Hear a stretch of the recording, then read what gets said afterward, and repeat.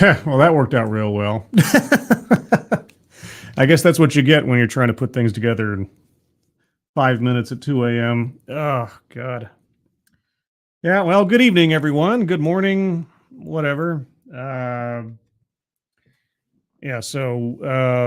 Late, well, not so late yesterday evening, around about, say, 8, 9 p.m. or something, I was struck low out of the blue with a pretty bad migraine. It was like one that felt like it was halfway in my jaw and also in my head. And I can't attribute it to anything in particular except maybe stress, I guess, tension. I don't know. I don't know if I'm just putting too much pressure on myself for the upcoming stream later this evening, the true crime stream, because it's gonna be something. I might have inadvertently accidentally overbooked the deal in the sense that I'm going to have, at least right now, a lot of guests, a lot more than I had imagined. And it's like a, what do they call it? I forget. There's a phrase for this. There's a very fancy phrase for this where you have too much of a good thing, but it's completely fine. You know, it's a spoiling of riches or something. Either way, it suddenly went from a long shot, can I get together a show to continue my true crime series, all things considered, and given real life stuff that's distracted me from focusing on that, to suddenly like, oh my gosh, I'm going to have all these people on who I really, really like, and I'm overwhelmed with the opportunity, but at the same time, it's kind of like, I'm just one guy. What am I going to do? But anyway, you know how it is. Especially with someone who has such relatively little confidence in their interviewing or emceeing skills, to suddenly be in a situation where it's like, well, here we go. Anyway, you'll see the results of whatever comes out of that later this evening at 5 p.m. Pacific, 8 p.m. Eastern, when I do the next Living on Borrowed Crime, scheduled to appear and anticipated to appear. Well, I don't want to give it all away. I mean, I don't want to, tell any stories out of school, but currently scheduled to appear Dave's Lemonade, Misery Machine, and True Red Crime. There may be others, but we'll see. Anyway, good morning, everybody. That's just my immediate sort of babbling. Noah Asensio, good morning. A Scanner Daffley, good morning. Sand, good morning. Holy cats. Angelverse, good morning. Twisted Skipster, good morning. Froggy, good morning. Johnny Blaze, good morning. Duck Dog, good morning. And Tailed Feature, Tailed, if you like co-hosting with me, let me know. I'll send you a link. If not, I completely understand. By the way, Tailed, while you're here, I did do a thing at one point. Yes.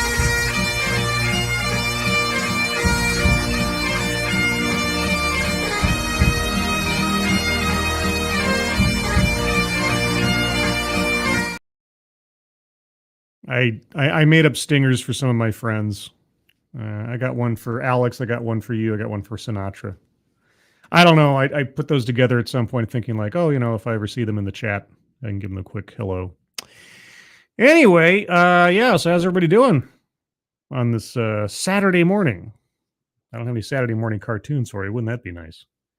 But wouldn't it be nice if I wasn't? And you can't see. Oh, maybe you can. Oh, wow.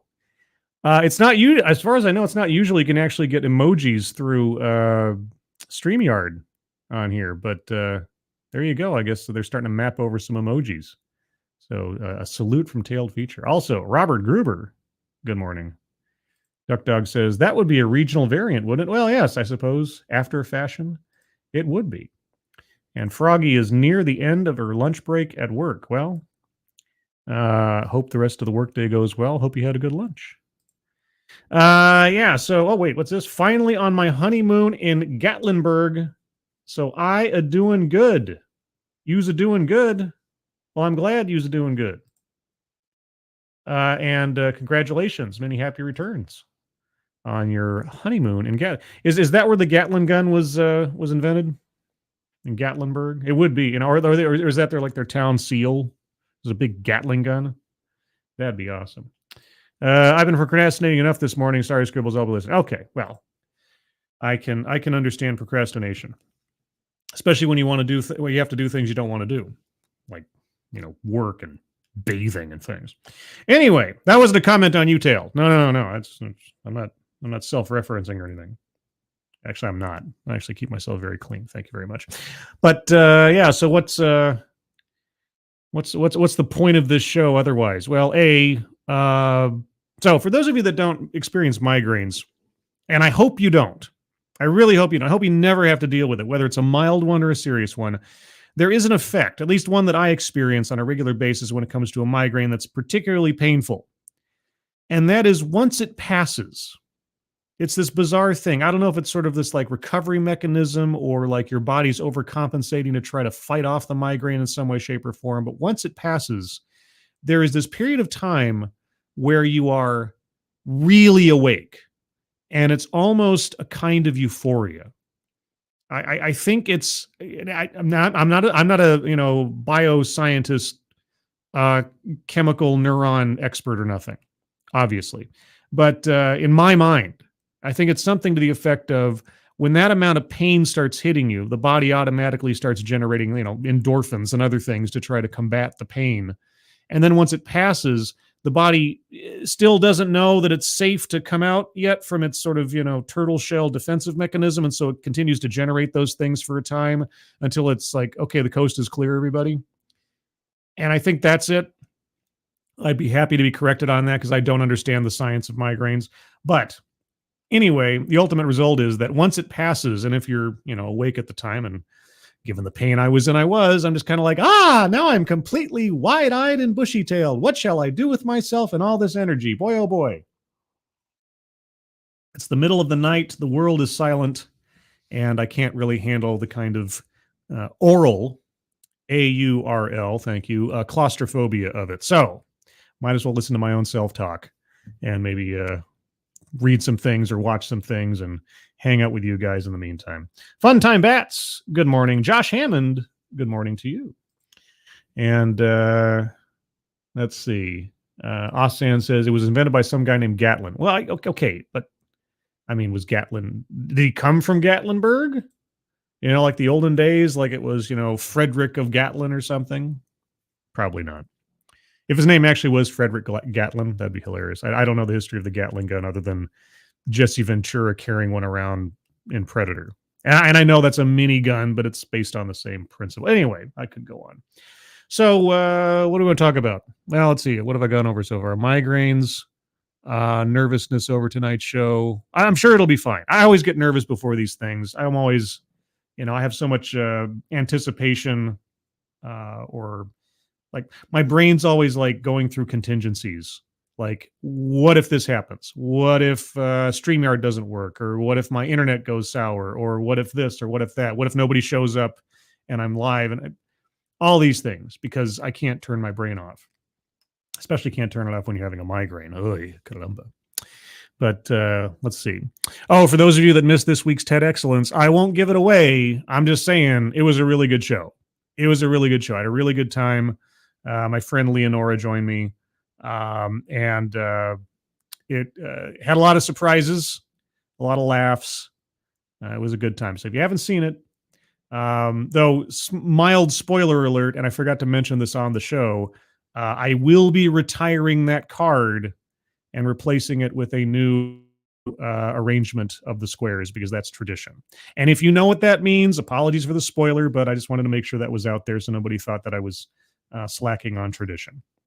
And also a Mike Savage blurg. Duck Dog says Richard Jordan. Richard Jordan? Austin says Richard Gatling. Okay, so it wasn't Richard Gatling, it was Richard Jordan. Well, why would you name it a Gatling gun?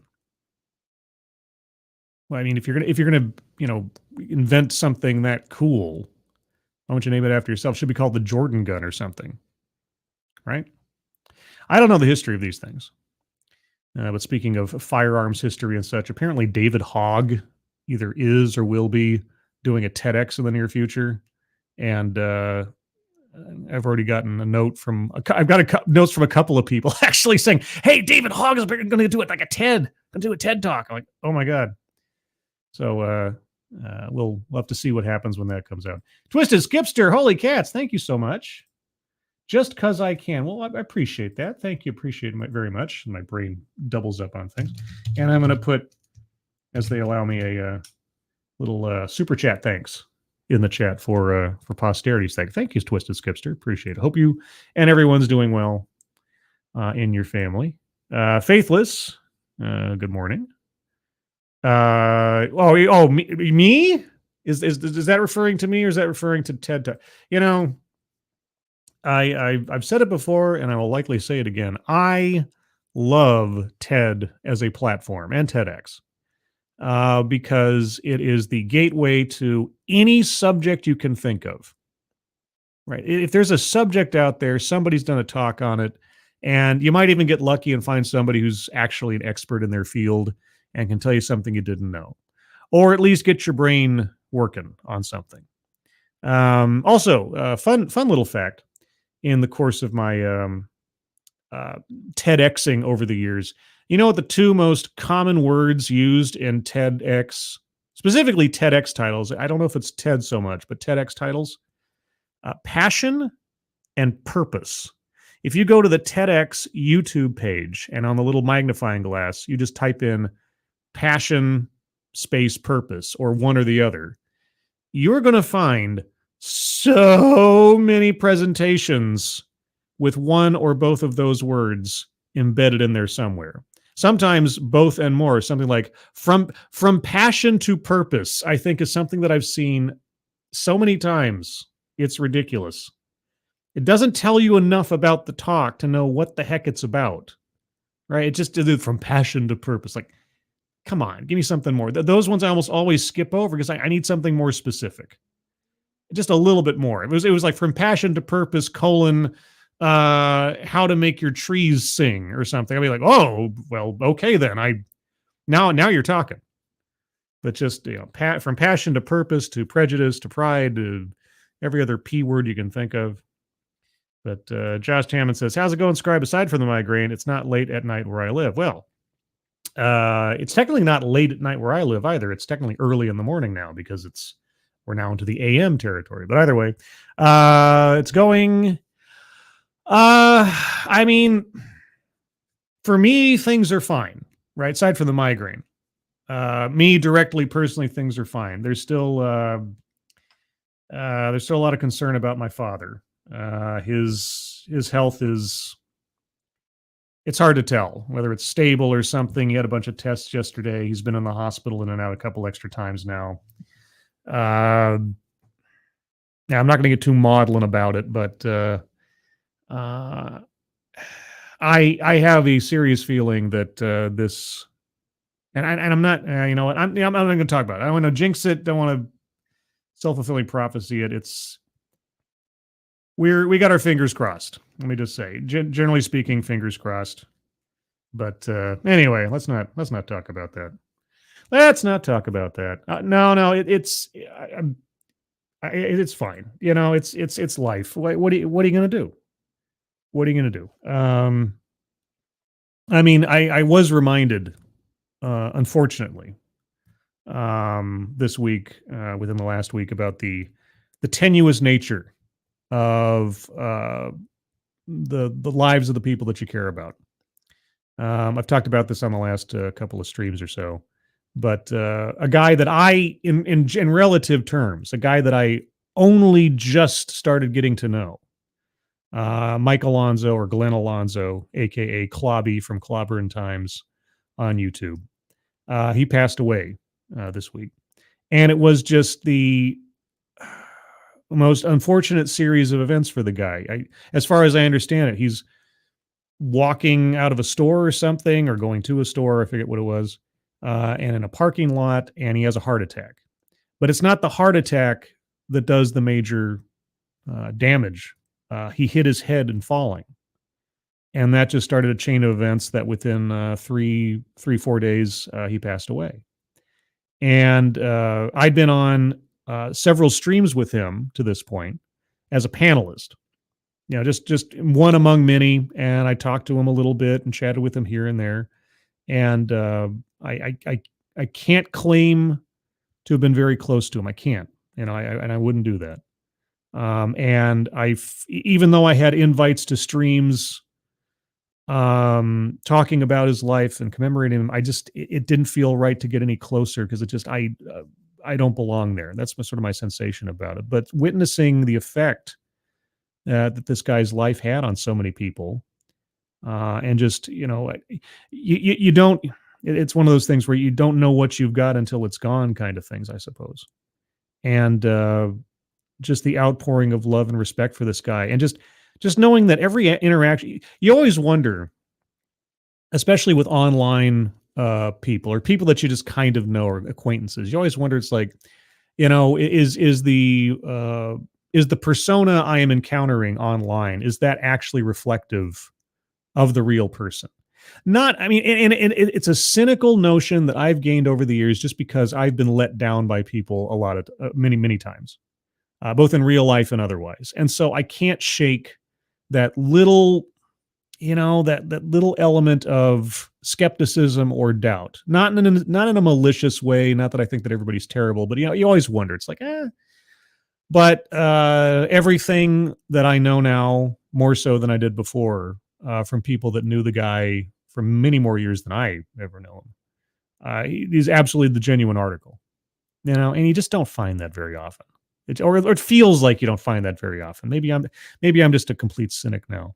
But every time that I'd ever talked to the guy, every time I'd ever interacted with him directly or through chat or something else, just the nicest guy, right? Just a really nice, welcoming guy, passionate about his interests, and anybody who shared his interests or anybody who was curious about it, he was immediately there to inform and join in. And so it just reminded me. I couldn't help but think about my father in the process of things, because when I stop and think about it, 'cause my father's a very let's say cloistered individual, emotionally, sort of socially, and has been most of my life. I think I've taken both the good and the bad in role modeling from my father, and I've told him this before. But then I stop to think, sometimes I have to sort of account for what I know about him versus what I don't, or what I've only learned in recent times. Because he's so insular, because he's so private about a lot of things, or doesn't really talk that much unless you drag it out of him. My dad has led an extraordinary life. The more that I find out about it, and the number of lives that he has, not including my own family's, but just the number of lives that he's touched and helped, whether he really would know it or not, or acknowledge it or not, is just, at this point, it's insurmountable. I can't even believe it. He's been, I mean, for crying out loud, he's worked at a gas station. He went to college. He was in the Air Force. He guarded SR-71s in Turkey during Vietnam. He was a police officer.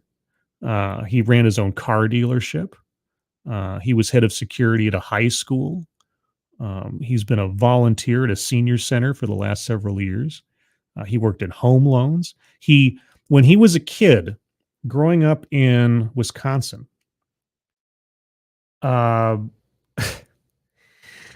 then at movie theaters, they would give away China sets, okay, of like the movies and stuff. And so there was this Wizard of Oz China set, and you'd get one piece of the set every time you went to the theater or something. I don't know exactly how it worked. I don't know if it was like you had to go to every showing of the movie or something, but there was like this collectible China set that you could get at a movie theater.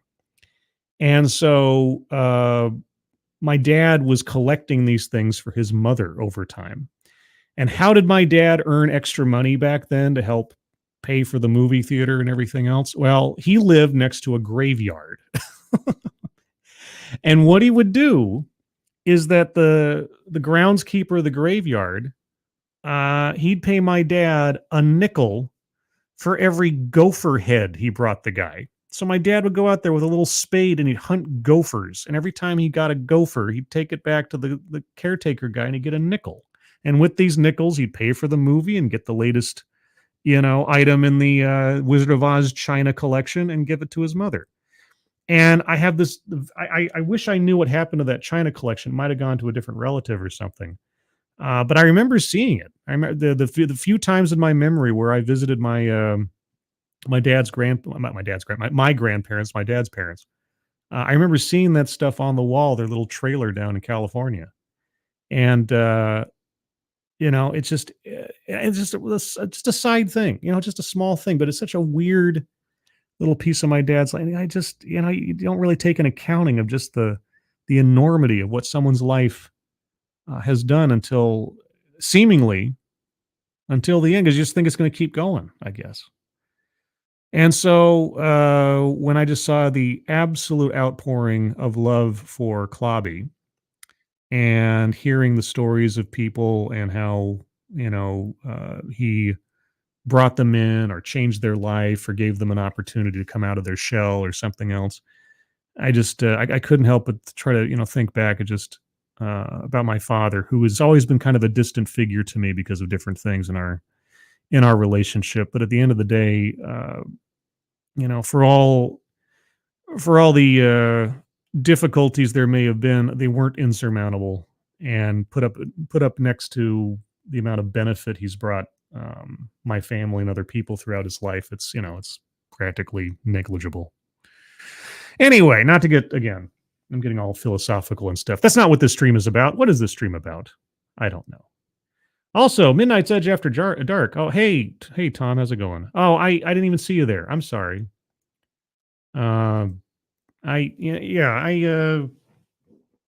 what I just again, and I listened to you, Tom. If you're still listening, I listened to you on the memorial stream the other day, and like I said, I didn't know Klobby as well as you guys, but I just want to extend my condolences again. That's just that's such a loss, and it's really, really sad. Just and again, like I said, just the tenuous nature of life. One wrong move, one bad incident or something. It really causes you to have some perspective on trying to say the things you want to say when you have the chance to say them and everything else. Even though, anyway, I don't want to dwell too much. I don't want to make everybody sad.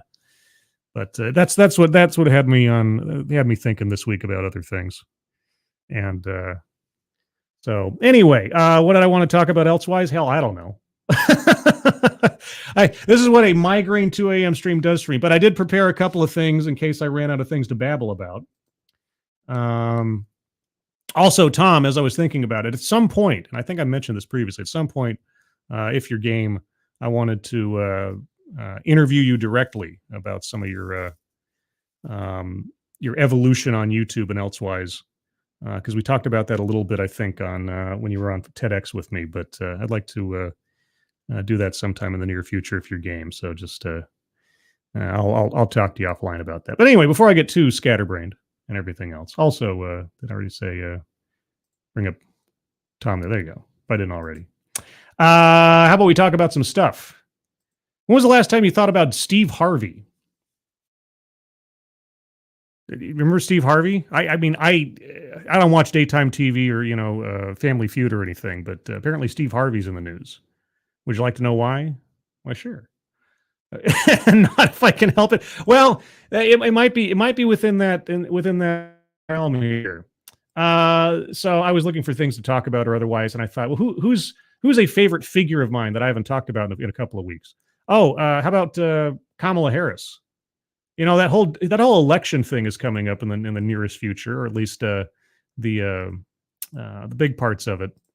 So let's just talk about more, not so much about Steve Harvey, but Kamala Harris, but also Steve Harvey, because something in this little deal didn't really, it got my attention. So let's take a look real quick. Steve Harvey defends giving Kamala Harris easy questions to help administration, quote, get the word out, unquote.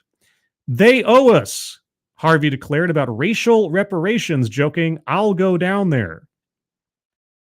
Right. And there's a video, but I'm not going to play the video because heaven knows it's probably copyrighted or something. Comedian and pop culture personality Steve Harvey defended sticking to easy questions during an interview with Vice President Kamala Harris on Friday. Harris spoke to Harvey at the 100 Black Men of America conference. There's only 100? Okay. I was under the impression there were far more, but okay, there was only 100 Black Men of America conference in downtown Atlanta. While the appearance was not an official campaign event, it was a campaign event. It was broadcast on whitehouse.gov, and it featured the vice president. It was a campaign event. It occurred amid the Biden campaign's push to shore up Black support going into the 2024 presidential election. As Harvey led the conversation about Harris's economic opportunity tour, he explained his intentions to the audience. Quote, before you all start calling my radio show and DMing me talking about why you ain't asked no hard-hitting questions, that ain't what this is, Harvey said. Quote, I'm throwing a lob. This is an alley-oop for a dunk. Because the administration needs to get the word out of what they're actually doing and what they're actually accomplishing so we can stop all this foolishness about what you doing for Black people, unquote. Foolishness? I don't know if you've looked at the numbers, Steve, but okay. Harvey argued the administration can't explicitly have an agenda, quote, just for Black people and expect to get in the White House.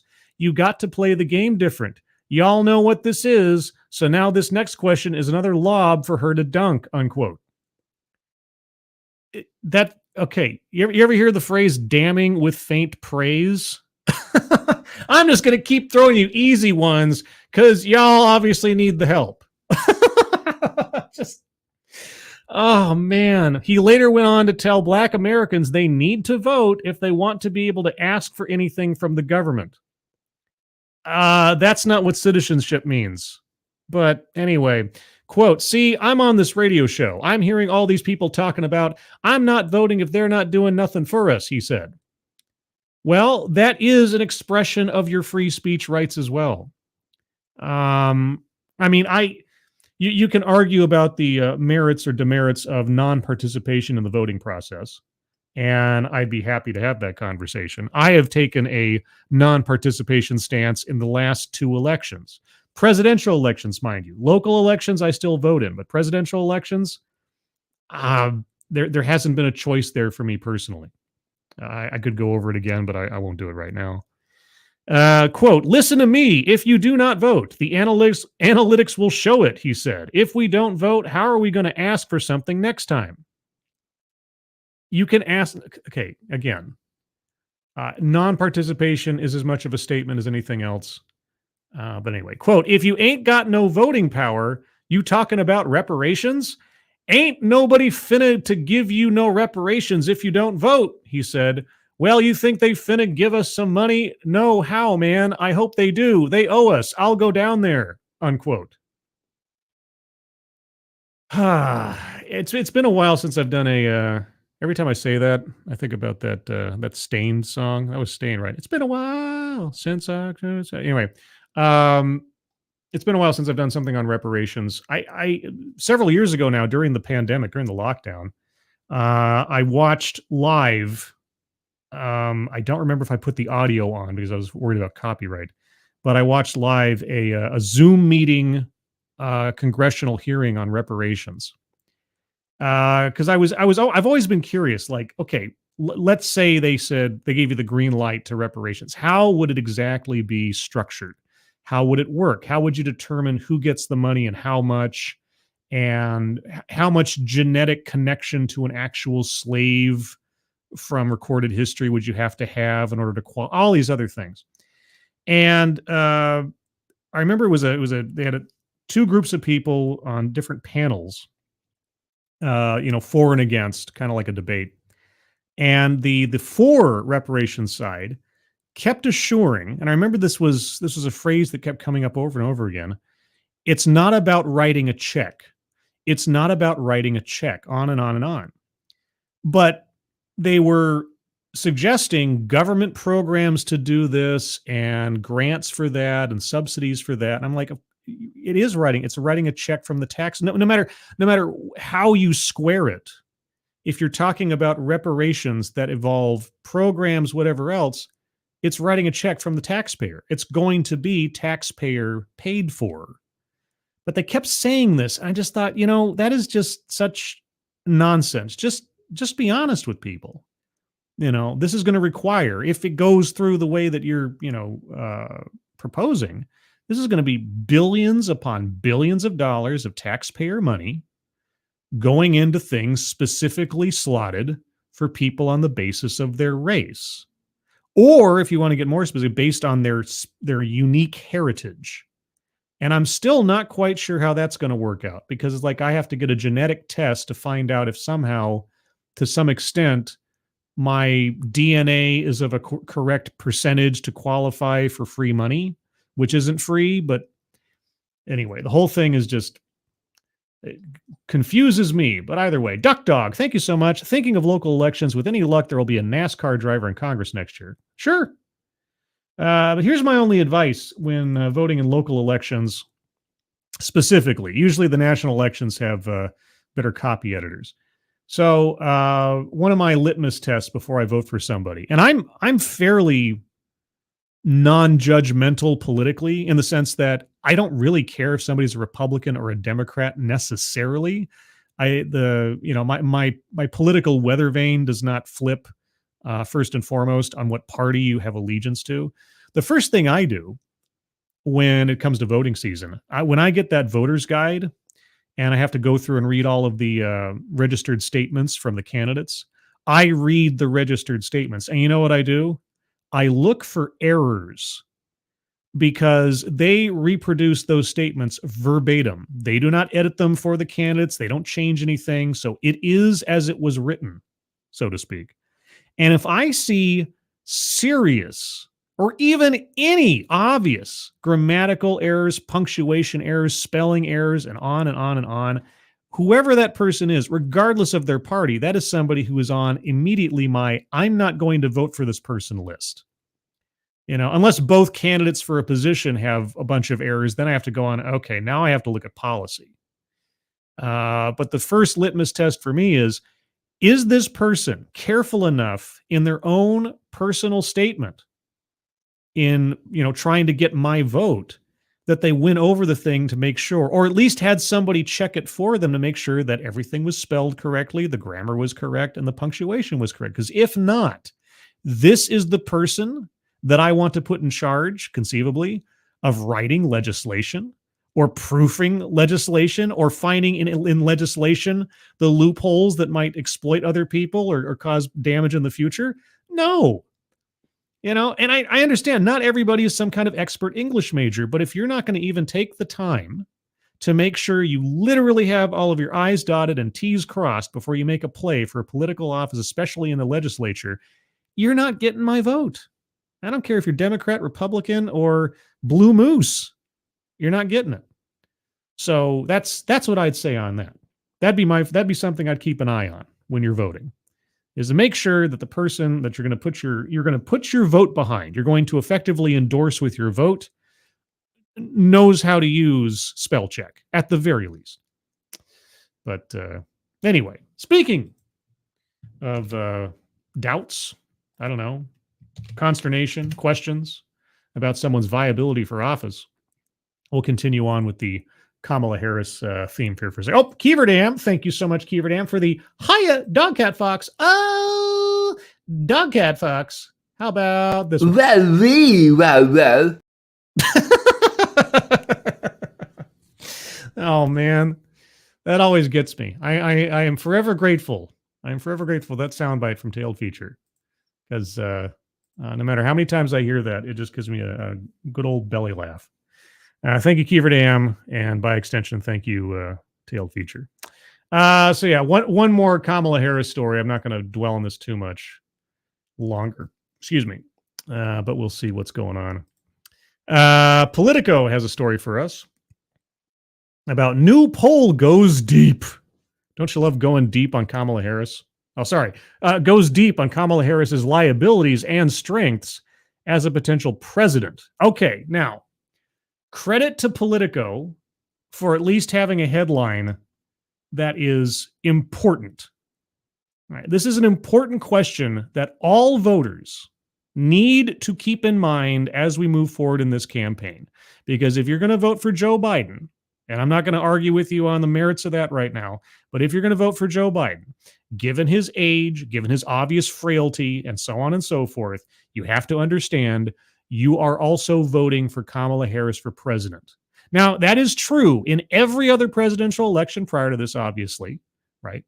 Weird things happen, bad things can happen, so on and so forth. The vice president is there, the heartbeat away, and all that. But more obviously so than any other presidential ticket in recent memory, you have to have an eye towards the vice president as the president you are electing. Because more likely than not, inside the next 4 years or the next 4 months, who knows, something may occur just as a natural course of nature that puts Kamala Harris in the Oval Office by default. And if you vote for Biden in this election, you have to understand you're also voting for Kamala Harris for the head office. You just are. So if you're not taking that consideration into your voting calculus, you're doing not only yourself, but the country a disservice, because it really is important. So let's read this. Harris does perform better than Joe Biden among African Americans, according to the Political Morning Consult poll. She also saw some of our highest numbers on key issues like abortion. Well, here's the thing. I was told that Kamala Harris is a legal expert. I was told Kamala Harris was going to be overseeing finding the causes for the border crisis. But now it's just her ethnicity and abortion, which is now resolved down to the states. And the most that Kamala Harris can do is maybe go state by state and start trying to politically twist some arms in order to try to move legislation in favor of her side of the argument. If that's all she's good for at this point, I'm not quite sure that that's actually, again, the phrase damning with faint praise comes to mind. With voter concern about President Joe Biden's age haunting his chances of a re-election, a new poll shows his next in line, Vice President Kamala Harris, facing serious doubts about her ability to win the presidency herself or to perform the job well were she to inherit it, The Political Morning Consult poll reveals that only a third of voters think it's likely Harris would win an election were she to become the Democratic nominee, and just 3 of 5 Democrats believe she would prevail. A quarter of independents think she would win. Not good, and completely understandable. Remember when she ran for president the first time? Yeah, I hardly do either. She couldn't even win her own state in the primaries. She couldn't even carry California in the primaries. She blew a $40 million war chest on that campaign. Just boom. So yeah, the only way she's getting into the Oval Office is by latching on to Joe Biden, tying her proverbial wagon to Joe Biden. That's it. She could not do it by herself. And so people really need to think about that. That skepticism extends to her potential future role as head of her party. 42% of voters described her as a strong leader. Okay, so less than half, including 3/4 of Democrats, but only a third of independents. A strong leader, really? Man, that feels like some wishful thinking on their parts. The poll shows that Harris shares the same poor ratings as Biden. Oh, well. Equality, everybody. Both are well underwater. Biden at 43% favorable and 54% unfavorable. Harris is 42% favorable and 52% unfavorable. Well, again, diversity, inclusion, and equity. The numbers for Joe Biden, Kamala Harris. There is a greater than 0% of people who have never heard of Joe Biden or Kamala Harris.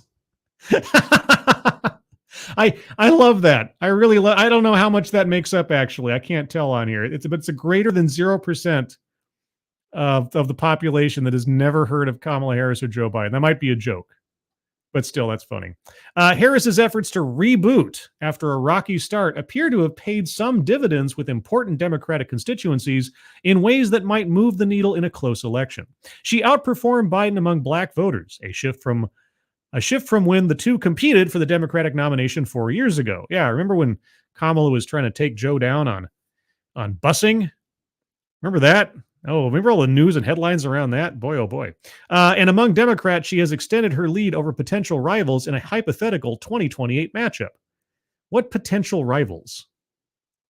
I don't even know who the potential rivals are. Who would run if Joe Biden was not running right now? Who would be the candidates in the Democratic Party? Like actual Democratic Party, not like wavering in the middle somewhere. I'm challenged to think of it. Of course, it's 3 a.m. Harris also polled well on some key issues such as abortion, while lagging on others such as immigration. Well, which one of these things was she first put in charge of at the time of her getting the job? Overall, the findings suggest that Harris is unlikely to quell anxiety among voters about what will happen if Biden became unable to serve. Attitudes about Harris could play a more pronounced role in the campaign than with a typical vice president, as voters assess handing another 4-year term to the 81-year-old president. Well, here's the problem. Again, Joe Biden picked a VP that is weak on everything except demographics. That's it. That's the problem. He didn't pick a competitor. Right? He didn't pick someone who was strong. He didn't want to pick somebody who was going to outshine him, but he needed to pick somebody that would check the boxes and show off just how progressive the Democratic Party now was as compared to Donald Trump after 4 years of everybody and their brother calling him a xenophobic racist, right? And a sexist and so on. That's it. Kamala Harris was simply a counterpoint to the arguments against Trump in the culture war. She wasn't there because of her capacity to lead or for her sterling record as a politician. She was there to fill the window dressing. That's it. He couldn't have somebody who would politically outshine him in connectiveness or in relationships in Washington or anything. So he already knew he had a political loser because she couldn't even carry her own state. And so really, this entire debacle, this, just absolute, there's a phrase for this that I'm suddenly forgetting. It's not a wager. Sophie's choice. I don't know. Either way, there's a phrase for it. I'm forgetting it right now. Somebody in the audience will probably know it better than I do. Has been set up by Joe Biden. And here we are, where the trajectory of his health was foreseeable. The trajectory of his mental capacity was known, but he picks a second in command that wasn't ready for the job ever and still isn't. And at the very least does not carry the confidence of the electorate going into this campaign. But there you go. Quote, she's done an admirable job on reproductive health. Really? Okay, tell me how. I keep hearing this. I want to know, what has she accomplished? And I'm not being facetious when I ask that question because I really want to know. And I've talked about this before. If she is pulling some kind of genius behind the scenes Machiavellian moves to state by state, move the needle on abortion legislation, even if it's something that I would disagree with, right? I can still admire somebody for their skill in getting something done. I can still find value in their leadership and negotiating abilities, even if it's something that I might not be on the same side with them. I want to know, what is she doing? How has she done an admirable job? How has she moved the needle? How has she, twisted arms or gotten concessions or done something? Like, give me specifics. I ask this all the time in TEDx talks. Give me a success story. Give me something I can dig my teeth into, or a failure that taught you something. Just saying, oh, she's done an admirable job. Well, hell, I've done an admirable job in keeping my bedroom clean, right? And by admirable, I mean, there's not more than 2 pieces of underwear on the floor right now, but it's an admirable job. It doesn't, come on, give me something. Quote, she's done an admirable job on reproductive health and issues important to the Black community and related to youth, such as, and in what way? But at the same time, she's falling into the same spot that many vice presidents fall into, which is she doesn't have a very public role outside of her lane, unquote, said R.L. Miller, a climate activist.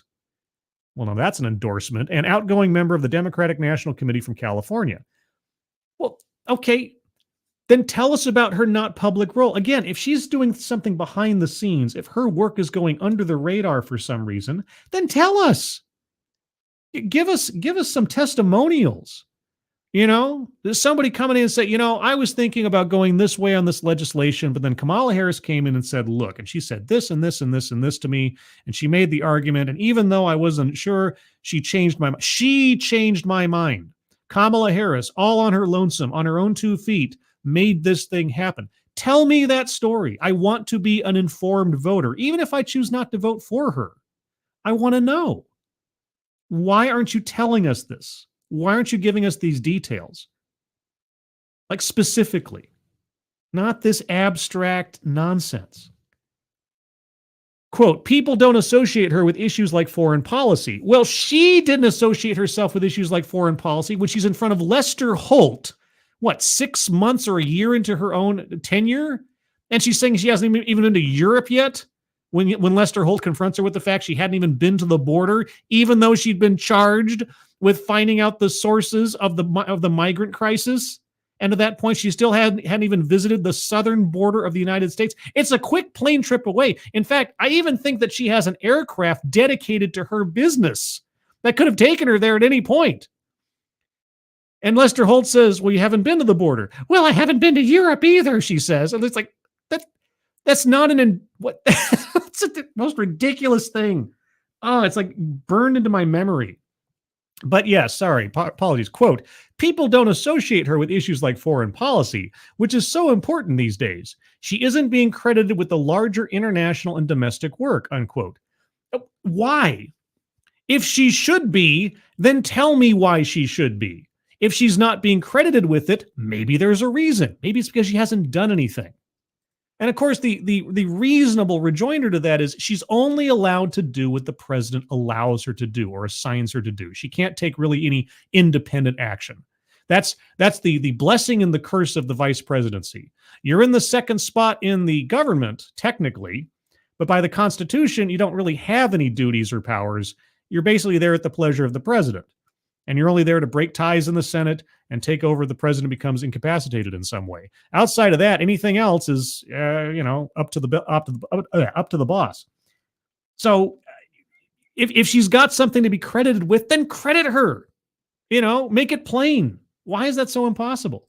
Thank you, Duck Dog. Point of grammar, if it's Kamala, her own 2 knees. Oh, Duck Dog, why would you say that? That's so mean. I mean, I've tried to avoid dwelling on those instances in the last several minutes where I've said something that could be taken as innuendo towards such past stories about Kamala. But I'm a better man than that. At least a better man than Pearl Jam could find. But anyway, that's a whole other thing. Okay, but she isn't being credited with the larger international and domestic work. Well, there might be a reason, because she hasn't done anything. Miller describes herself as a, quote, longtime fan of Kamala Harris, unquote. Oh, the climate activist? Okay, so at least we know your bias. All right. And said the vice president would be her first choice, quote, if God forbid something were to happen to Biden, unquote. She would be your first choice. Really? But, Miller added, quote, I am afraid Democrats have internalized the Hillary Clinton lesson that a woman can't win, and I think it's sad, unquote. That's your Hillary Clinton lesson? Sorry, who won the popular vote in 2016? Hillary Clinton. It was only by the barest of margins in about 3 key states that Trump was able to pull off the electoral votes necessary to win. It came down to split up amongst the several. I think it was something like 75,000 votes. It was something just, if you just look at the split in key states and counties and such, it all came down to less than 100,000 votes or something that really turned the tide. Hillary Clinton could have won. Hillary Clinton needed to put on a better campaign, and not come across as I am owed this position robot. I mean, there's a couple of things that turned me off from voting for Clinton. First off, I do not like Dynasty. And I'm not talking about the TV show. Okay. I'm talking about the same families ending up in the White House over and over again. Part of the reason I didn't vote for George W. Bush at the time is because I didn't like the idea of the leapfrogging of one family into the White House. And so when Clinton came up, I thought, no, we cannot do this. We're supposed to be a different country than this. There's not supposed to be, and I realized that there is unofficially, but still, there's not supposed to be a royal aristocracy in this country where the same families end up in the same spots over and over again running things. And so my first objection to Clinton becoming president was, I don't want Clinton. I don't want to be Bush, Clinton, and all that. In 2008, I wasn't, when Hillary was running against Obama, I was no fan of her running then either for the same reason. So that's my first objection. So I don't want another Trump in the White House. I don't want Barron Trump running in 15, 20 years or something, whatever it is. And so it's just like, no, there has to be a turnover. There has to be a change. You can't just have this stagnant set of special families that always end up there. You just can't, first and foremost, So that was my first objection. And my other objections were, well, this sense of entitlement that it's her turn, that she somehow owed this or something. Like, no, you are not owed the presidency. All the slings and arrows that you and your family have experienced and politically and every time, you asked for that. You wanted to get into the game. You got into the game. That doesn't mean you're owed something for it. You got paid. If you had a position that was paid, you got paid for it. You got compensated under law, and that's it. And all the speaking tours and everything after the fact, and all the riches that have come with the popularity and the notoriety of it. I don't know that you earned that either, but you got that. As somebody else's, something's only worth as much as someone's willing to pay for it. If somebody wants to pay you for everything else, you do fine. But you're not owed the White House. You're not owed the presidency. It's not your turn. And even on top of that, even if you could set those two elements aside, dynasty and divine right of Hillary Clinton, if you even put those aside, her campaign was utter garbage. Remember her campaign slogan? I'm with her. Why? For what reason? Just by default? I mean, if you didn't already know about the sort of I'm owed this thing, the entitlement of that entire deal, her campaign slogan alone told you nothing. At least Trump's campaign slogan had an inkling of a goal. But anyway, I could go on. Quote, I'm afraid Democrats have internalized the Hillary Clinton lesson that a woman can't win, and I think it's sad, unquote. Okay, so the entire country is just misogynist, even though Hillary Clinton won the popular vote. Okay, well, anyway. Harris faces pessimism about her future role in the party from a block of Democrats and a far larger share of independents. The poll found that a majority of voters don't view Harris as a strong leader, 48% to 42%, nor do they see her as trustworthy, 46% to 43%.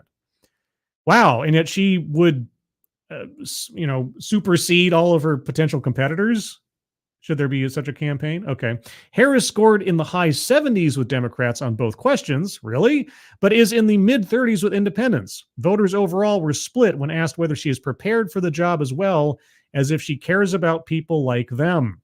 She performed relatively well on issues like healthcare, gender inequality, and LGBTQ plus rights, but is well below a majority in terms of how much voters trust her to handle immigration, 40%, relations with China, 37%, and the Israeli-Palestinian conflict, 35%. So basically, no confidence at all. But either way, Matthew James, thank you so much. Aren't you just stacking migraines at this point? I could be. This is how I decide to recuperate from a major headache. Just reading about Kamala Harris. What is wrong with me? It's a legitimate question. Like, what goes through my mind, literally or figuratively? Is this really what I do in my off time, my downtime? I should be talking about something fun, something happy. Maybe I'm like Ren from Ren and Stimpy. Remember when Stimpy created the happy helmet because he wanted Ren to be happy? Very, very, benevolent kind of move. It's like he sees his friend And he sees that Ren's angry all the time and upset. And Stimpy just wants him to be happy, wants to improve his life. So he puts a happy helmet on him.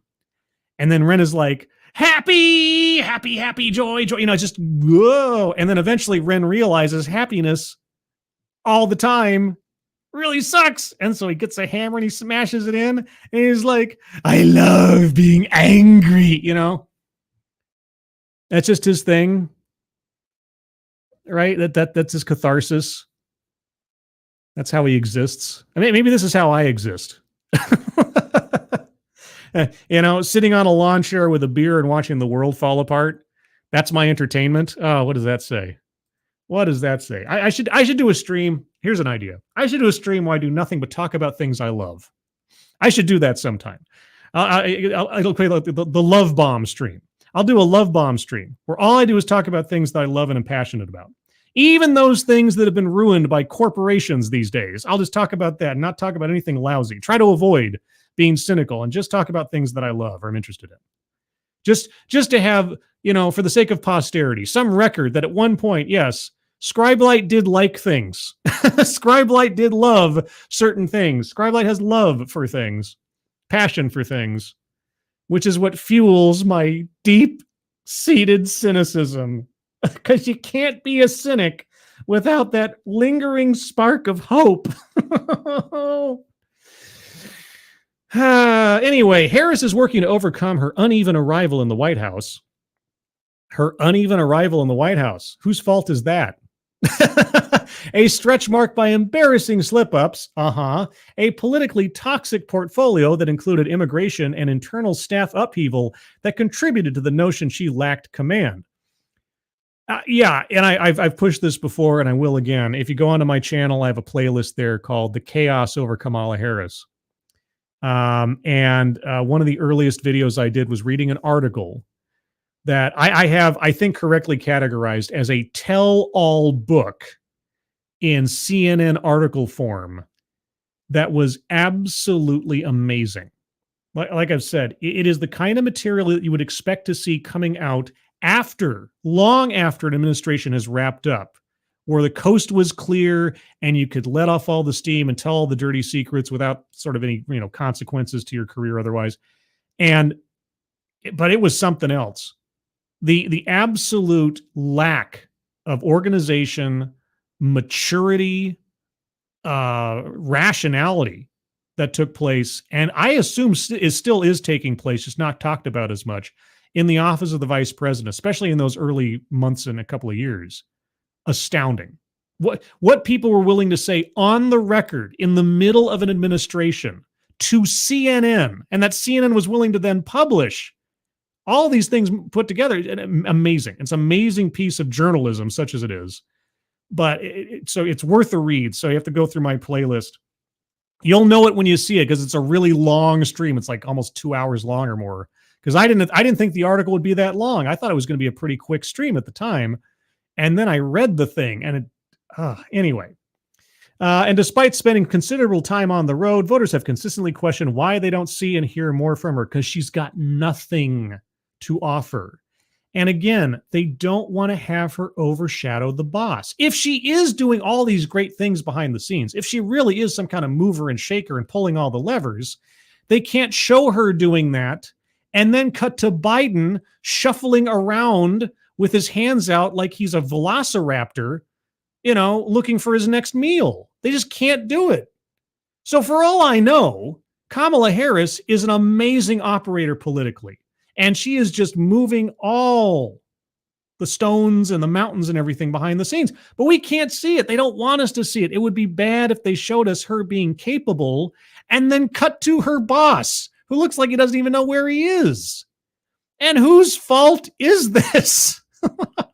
Quote, we talk to Americans and they can't really give voice to all the accomplishments of the president and the vice president, even when they've been big and super important, unquote. Even when they've been big and super important. Of course they're important. They're in the top jobs of the country. But you have to be able to tell us what they've accomplished, right? You have to be able to argue for their continuance in the office. But Biden isn't doing anything but looking old, and anything Kamala is doing is either ineffectual Or would show up the boss that she's more capable than he is, and why are we having him on the ticket? It is it is such an amazing arrangement of insanity if you stop to think about it for a second. Said Gretchen Barton, a Democratic strategist who has conducted research on voters across swing states. Quote, that's a real problem because people are ultimately looking for someone who can get things done, and they are waiting to hear what's been delivered, unquote. No kidding. The Political Morning Consultant poll shows Biden and Trump tied at 45% apiece. A subsequent Morning Consult tracking poll has Biden up on Trump by 1 percentage point. Democrats have started to deploy tens of millions of dollars in TV ads to tout the administration's accomplishments. Politico, why do you have a parenthetical here and then not one to close it? You got one right here. Somehow I can't highlight the text. I didn't freeze up, did I? Yeah, something like that. Anyway, okay. Although Harris's appeal is tied up with Biden's, Harris has appeal, okay? Some negative perceptions of her that appear across the poll crystallized in the early months of their tenure, according to a half dozen Democratic advisors who reviewed portions of the survey. Several said Harris has a rare chance, given the number of eyeballs on her, in the coming months to start ameliorating the concerns. Ameliorating, oh, good word. Quote, the vice president has the opportunity to reset any impressions about her and rebrand herself in a debate at the convention and in the stretch run of the campaign, unquote, said Fernand Amandi, almost sounds like, Armand Asante, a strategist and pollster in Florida who worked for both of Barack Obama's presidential campaigns. Quote, those will be the opportunities where America as a nation, whereas America as a drive-through, will be able to take a second look at her and see if they see a future president or someone who is just another potential presidential candidate, unquote. She's doing herself no favors. I am challenged to think of a recent highly profiled public event where Kamala Harris has opened her mouth just independently of a script and not embarrassed herself. Remember March Madness? I remember March Madness. If you don't, look up Kamala Harris and March Madness. After the rough start, Harris steadied her footing over the last year. Really?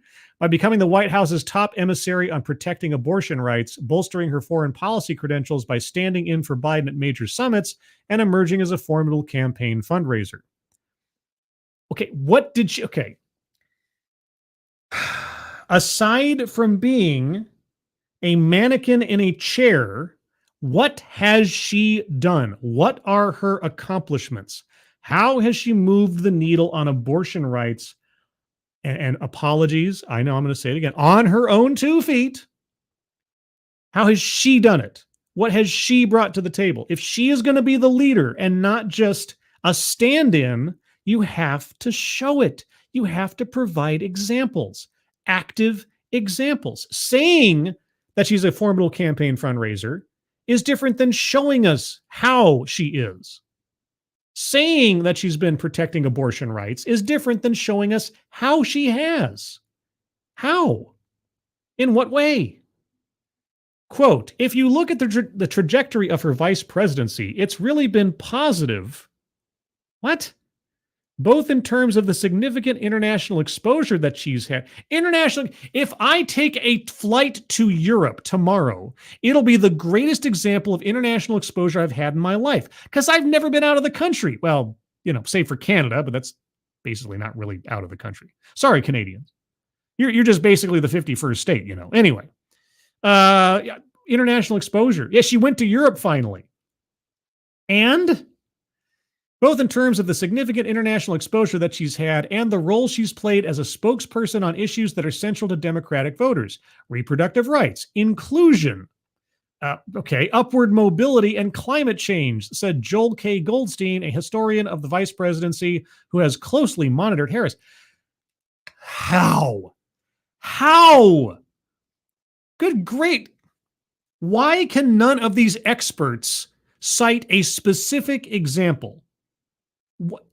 Is there a reason they can't or won't? Or is it just selective editing on the part of the author? And if it's selective editing on the part of the author, Why would the author leave out active examples of her having a success politically, diplomatically, at home, or otherwise? It seems like I'm doing this every time I read an article about Kamala Harris that is even slightly or more supportive. You never get any specifics. Quote, the reality is she's been doing quite a lot. Has she? And it stacks up very well against her predecessors. But in this climate, it's hard for a vice president to get the attention and get the notice, Goldstein said. Quote, if the administration's numbers climb, I think her numbers are going to climb, unquote. You don't say. Really? Just by diffusion? Yeah, golly gee. Can you imagine that? If Biden's numbers climb, do you think just by a knock-on effect, Harris's numbers would climb? Yeah. If it all stacks up well against her predecessors, then compare and contrast. Show me something that Harris has done that compares to one of her predecessors. What do you see the pattern here over and over again? And I'm not talking about some kind of conspiracy theory. I'm just asking the obvious question. If you're going to allude to accomplishments, why not tell us what they are? And regularly they don't. Duck Dog, thank you so much. She put black men in jail because of legislation Joe Biden wrote. She's talked a lot lately. I've seen this on Twitter like 3 or 4 times now. She's put up from her own vice presidential account on Twitter. Sorry, X. On X. Twitix. She's put up posts saying no one should have to go to jail for minor possession of marijuana or something. And I'm just like, are you sure you want to open that door, Kamala? You notice how in none of these things anybody brings up her legal record? It is amazing to me that in so many articles I've read, and thank you, Duck Dog, so many articles I've read about Kamala Harris over the months in the last couple of years, that if ever, they only give the barest mention to her time as Attorney General in California.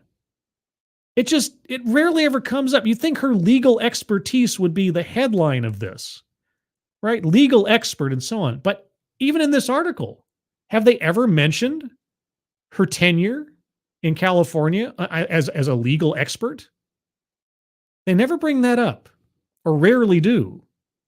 I always find that interesting. Harris's favorability has been largely stagnant since Morning Consult began regularly tracking the vice president in March of 2023. Still, there are signs her efforts are resonating, at least with some pivotal voters. Okay, Harris's position with key communities, including 67% favorability among black voters versus 23% unfavorability, represents a shift for the vice president, who had trailed Biden with black voters since they competed in the 2020 primary, and after he picked her to run alongside him, noted Cameron Easley, the lead U.S. politics analyst at Morning Consult.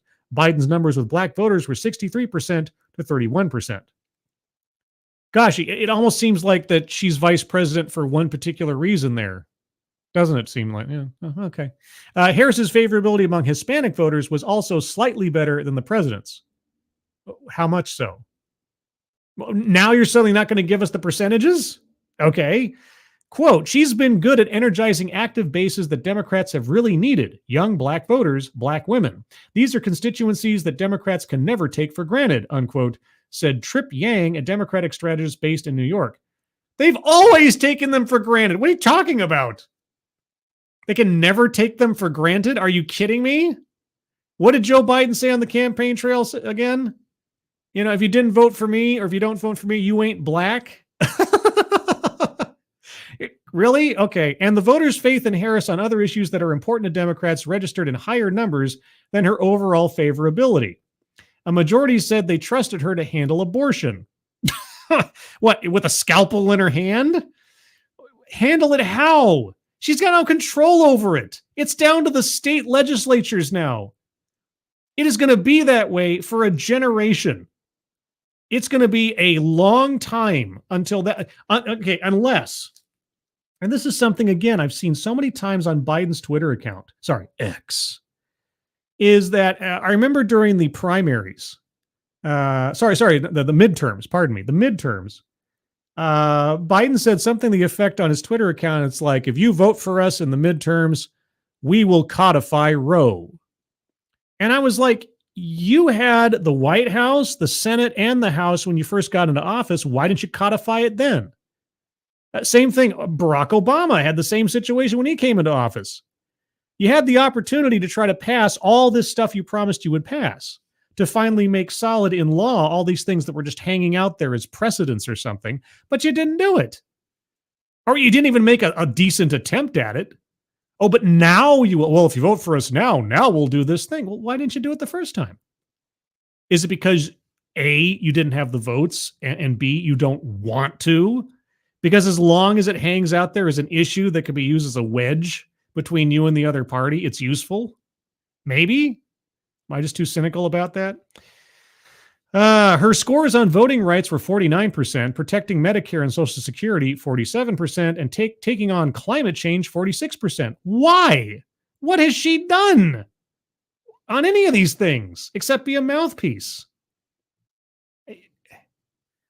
It's so abstract. Yang pointed to Harris's own background, as well as her outreach to Asian Americans. Quote, the way the staff is positioning her, it's been smart, he added. What? How? Why do I keep having to ask that question? You make a statement of fact and you provide no follow-up evidence. While Harris focuses on the 2024 campaign, somehow, her place on the ticket remains a source of contention.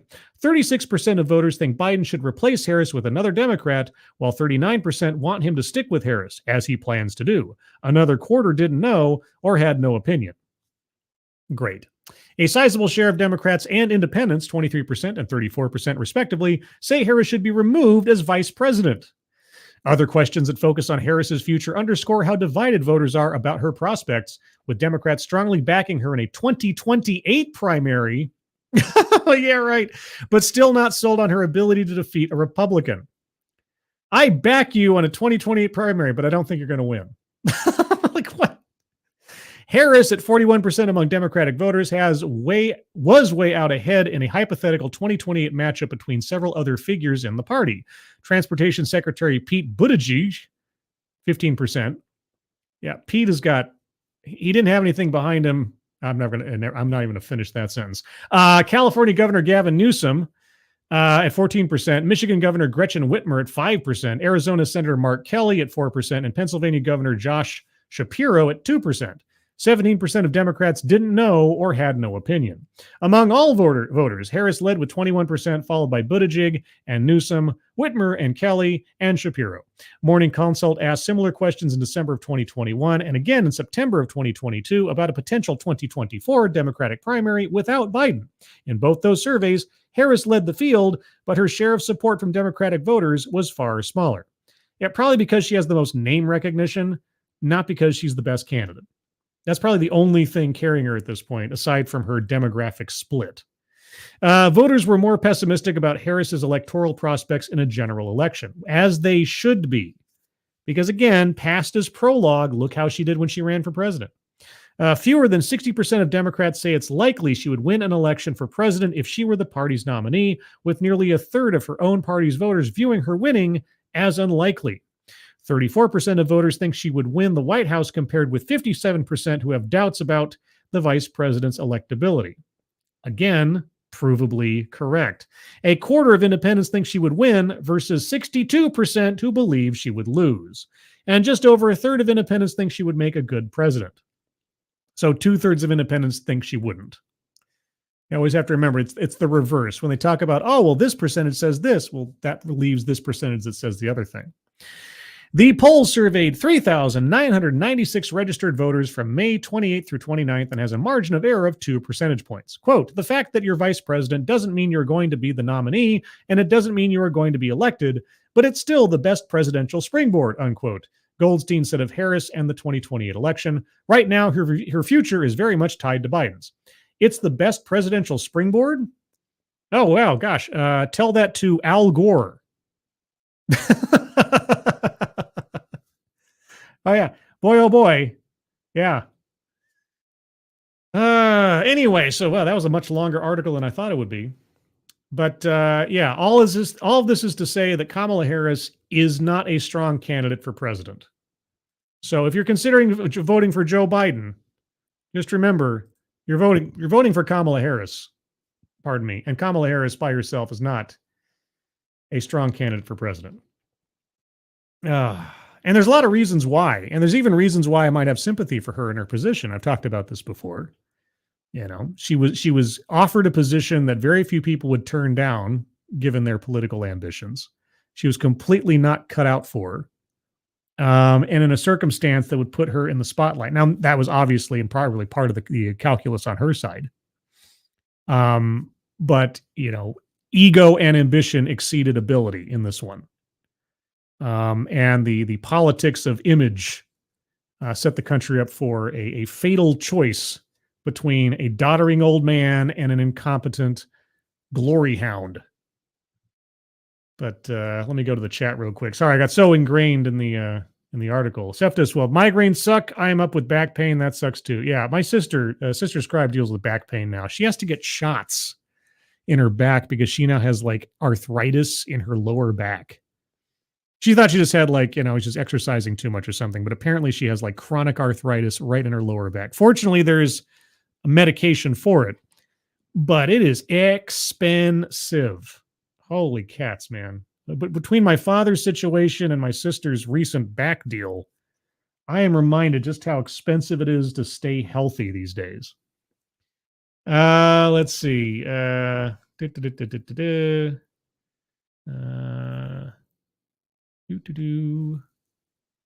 Let's see. What we got here? We got a conversation going on in the chat here. We got some conversation going on. Let's see.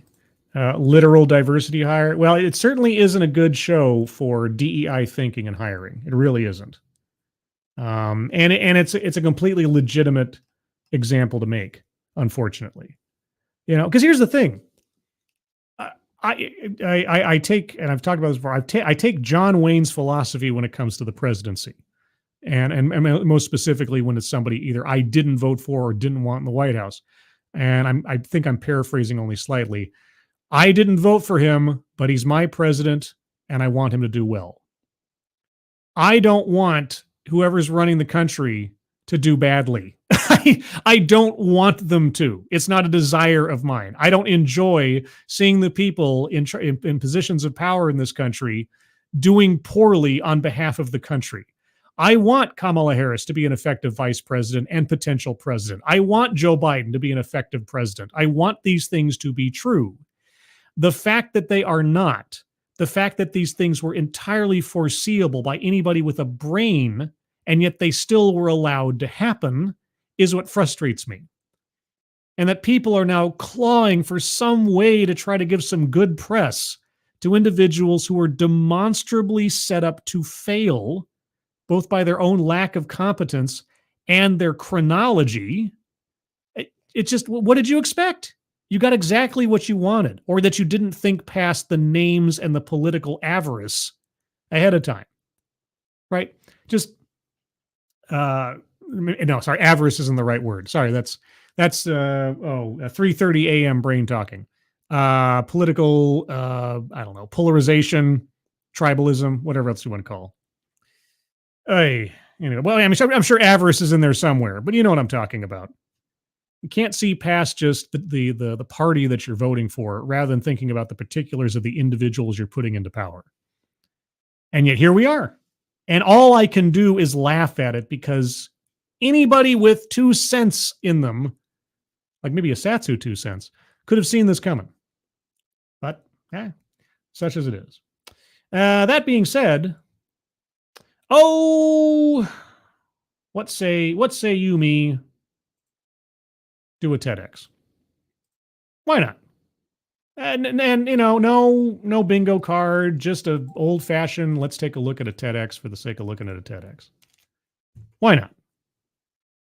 This is just for the hell of it. And after this, I'll definitely call it a day, because I'll be taking a nap sometime between now and the show tonight. Because boy, oh boy, I'm going to need the energy. But let's take a look at this one. I set this one aside for some reason or another. I'm not quite sure why. What's it called again? I have to remind myself. Oh yeah, why identity matters in education. Low-hanging fruit. You're my favorite kind of fruit.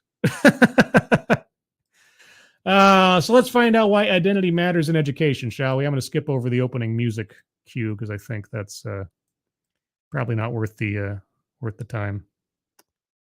All right, so this one clocks in at just at 15 minutes. Oh boy, I'm asking why do I do this again after a migraine? Why? Anyway, what's this? What's this I see in the chat? Heck yes, this is the best birthday ever. Swirly, is it your birthday?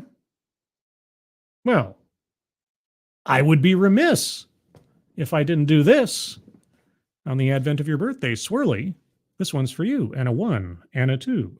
Happy birthday to you. Happy birthday to you. Happy birthday, dear Swirly. Happy birthday to you. Happy birthday, Swirly. I know that rendition wasn't quite as punk as your avatar, but, I could have messed it up, but I didn't. So there you go. Happy birthday. All right, so let's continue my mental masochism with why identity matters in education. I want you to envision a scenario with me. I love envisioning scenarios. Hell, I've been doing it the last 48 hours, thinking about all the things that can go wrong with tonight's broadcast. I want you to think about a young girl. I don't often do so, but okay. She's the first. She is the first in her entire family to be born in the United States. Okay, so a first generation natural born American. Okay. And because of that, she is the first to navigate schooling in America. This young girl isn't you by any chance, is it? Now, at home, the language that is spoken is beautiful. It's full of passion. Uh-huh. Stories are told with your whole body. Right. So, Italian.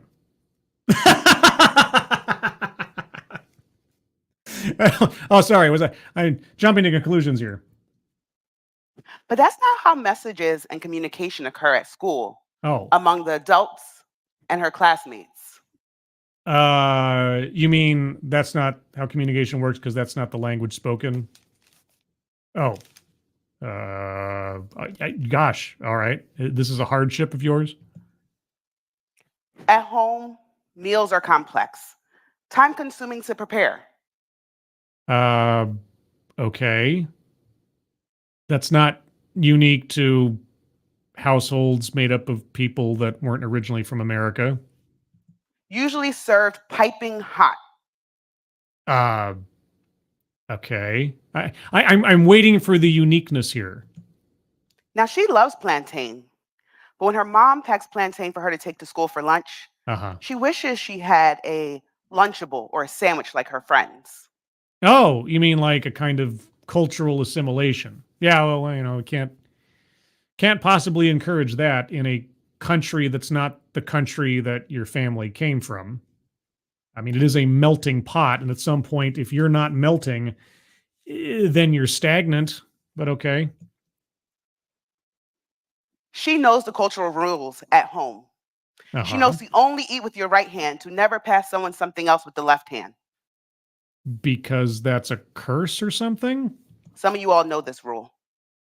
I don't know that rule. I don't know the logic behind it, but I guess, the salad fork always goes on the left or something.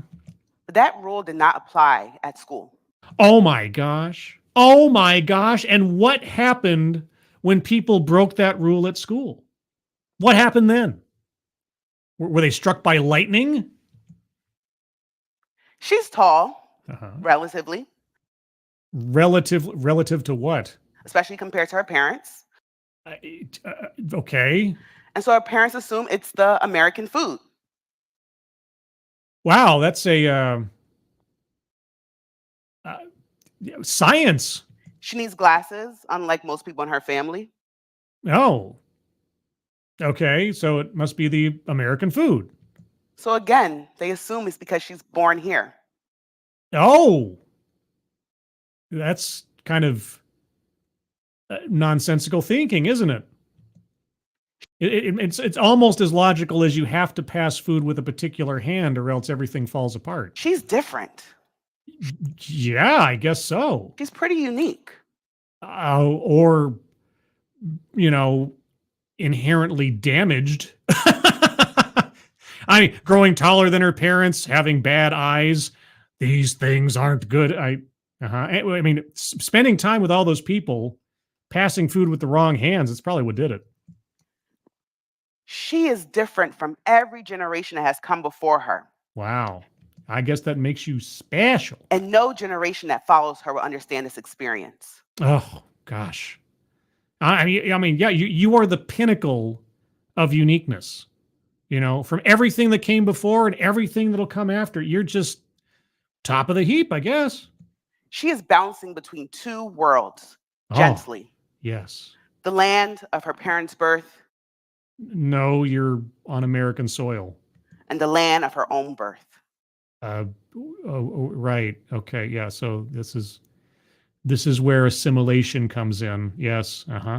She's just in the middle. Malcolm in the middle?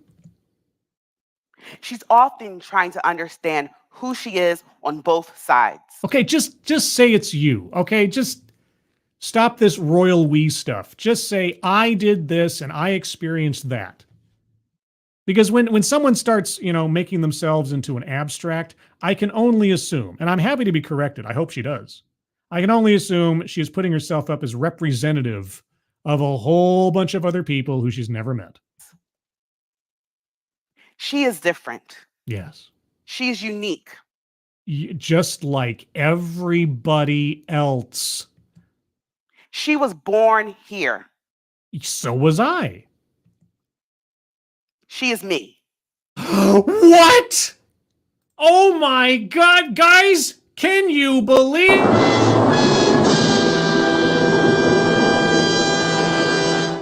I am the shocked. Shocked, I tell you. And she has other children who were born to immigrant parents from around the world. She has? Wait a second. Hold on. Wait a second. Her children who were born. No, sorry, I didn't back up enough. Pardon me. She's unique. Yes. She was born here. Yes. She is me. Yeah, okay, we got that part. Now, what was the next part? And she has other children who were born to immigrant parents from around the world. She has other children? You mean you have other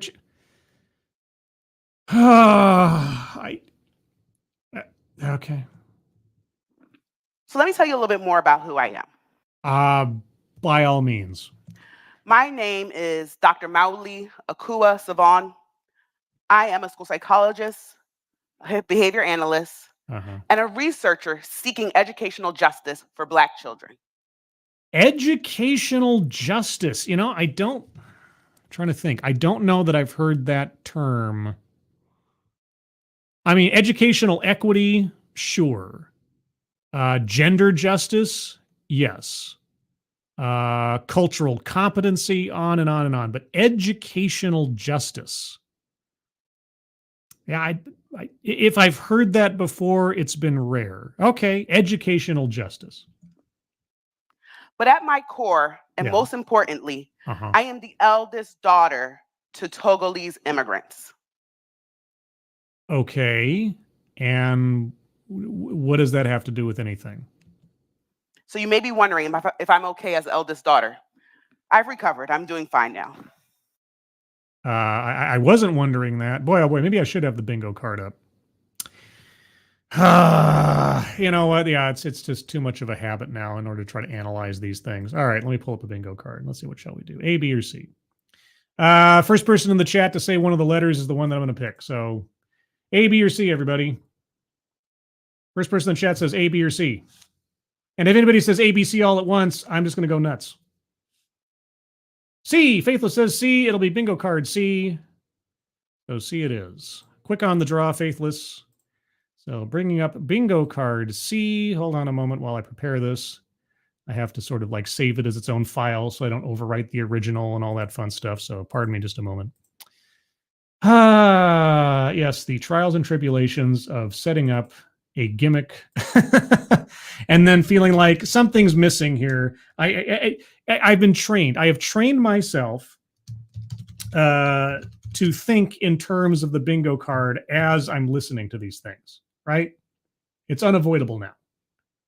I can't not watch a TEDx talk without, I guess two things in mind. One, the structure of a persuasive essay, and two, a virtual bingo card in my mind. And so here we are. Rock us like a hurricane. Okay, there's the bingo card. Got the bingo card pulled up, and I have it over here. Let me set my shape as a circle, my colors as green, and then the line thickness as 8 per tradition. All right, let's go over the bingo card once here, because boy, oh boy, where we got diversity, equity, and inclusion. She says educational justice so far, but we'll get there. Word salad, maybe. Mind reading assumes motives. Yes, because as we all know, oldest daughter or something. A list, not quite. Marginalized marginalization, by implication, yes. Need educational justice for Black children. Patriarchy, not yet. Contradicts own point of argument, not sure what it is. Feminism, no. Attempt to coin new buzzword, buzz phrase. See, I don't want to give her credit for educational justice because I'm pretty sure I've heard that before. We'll wait and see. Systemic or institutional, it's implied, but we'll wait a bit. Anecdote that probably never happened. Not sure yet. I don't think so. White supremacy. I think it's pretty much implied away. Childhood or family anecdote. Yes, because she talked about her family. Leaves out vital context. I need to give some more time to it. Argumentative non sequitur. Not yet. Sales pitch for product or service. No. Privilege. We'll wait. Collectivize his own demographic. Yeah. If nothing else, the demographic of her. Self-vilification or wretchedness. Not yet. And I'd be surprised. Economic disparity. Not yet. Benevolent condescension, not yet. Plays victim, yes. Plantain, vegetables, etc. Weightless example, not sure yet. And lastly, microaggressions or unconscious bias. We'll probably get there, but not yet. So far on the board, remember this bingo card C, we have mind reading assumes motives, marginalized marginalization, childhood or family anecdote, collectivizes own demographic, and plays victim. And also before I miss out in the chat, Urkele DeStefano, good morning to you. Dixie Rose 63. Good morning to you. And Luke Skywalker 2. Wait, I thought you said no bingo card. Yeah, I did. And then I just couldn't help myself because, like I say, I can't watch these anymore without noticing different squares that come up as things proceed. Q continuous. Self-vilification doesn't eat with the right. No. She said the other kids didn't eat with the right hand, not that she didn't. And Kiefer Dam correctly also points out free space. Yes, circling free space as well. You got me there. It's almost 4 a.m. All right, let's continue. As a child of immigrants, yes, being born here became a critical component of my identity. Well, sure, because unlike your parents, you're an American by birth. So, sure. You are, I forget your name already, and I won't try to pronounce it, American citizen. Yes.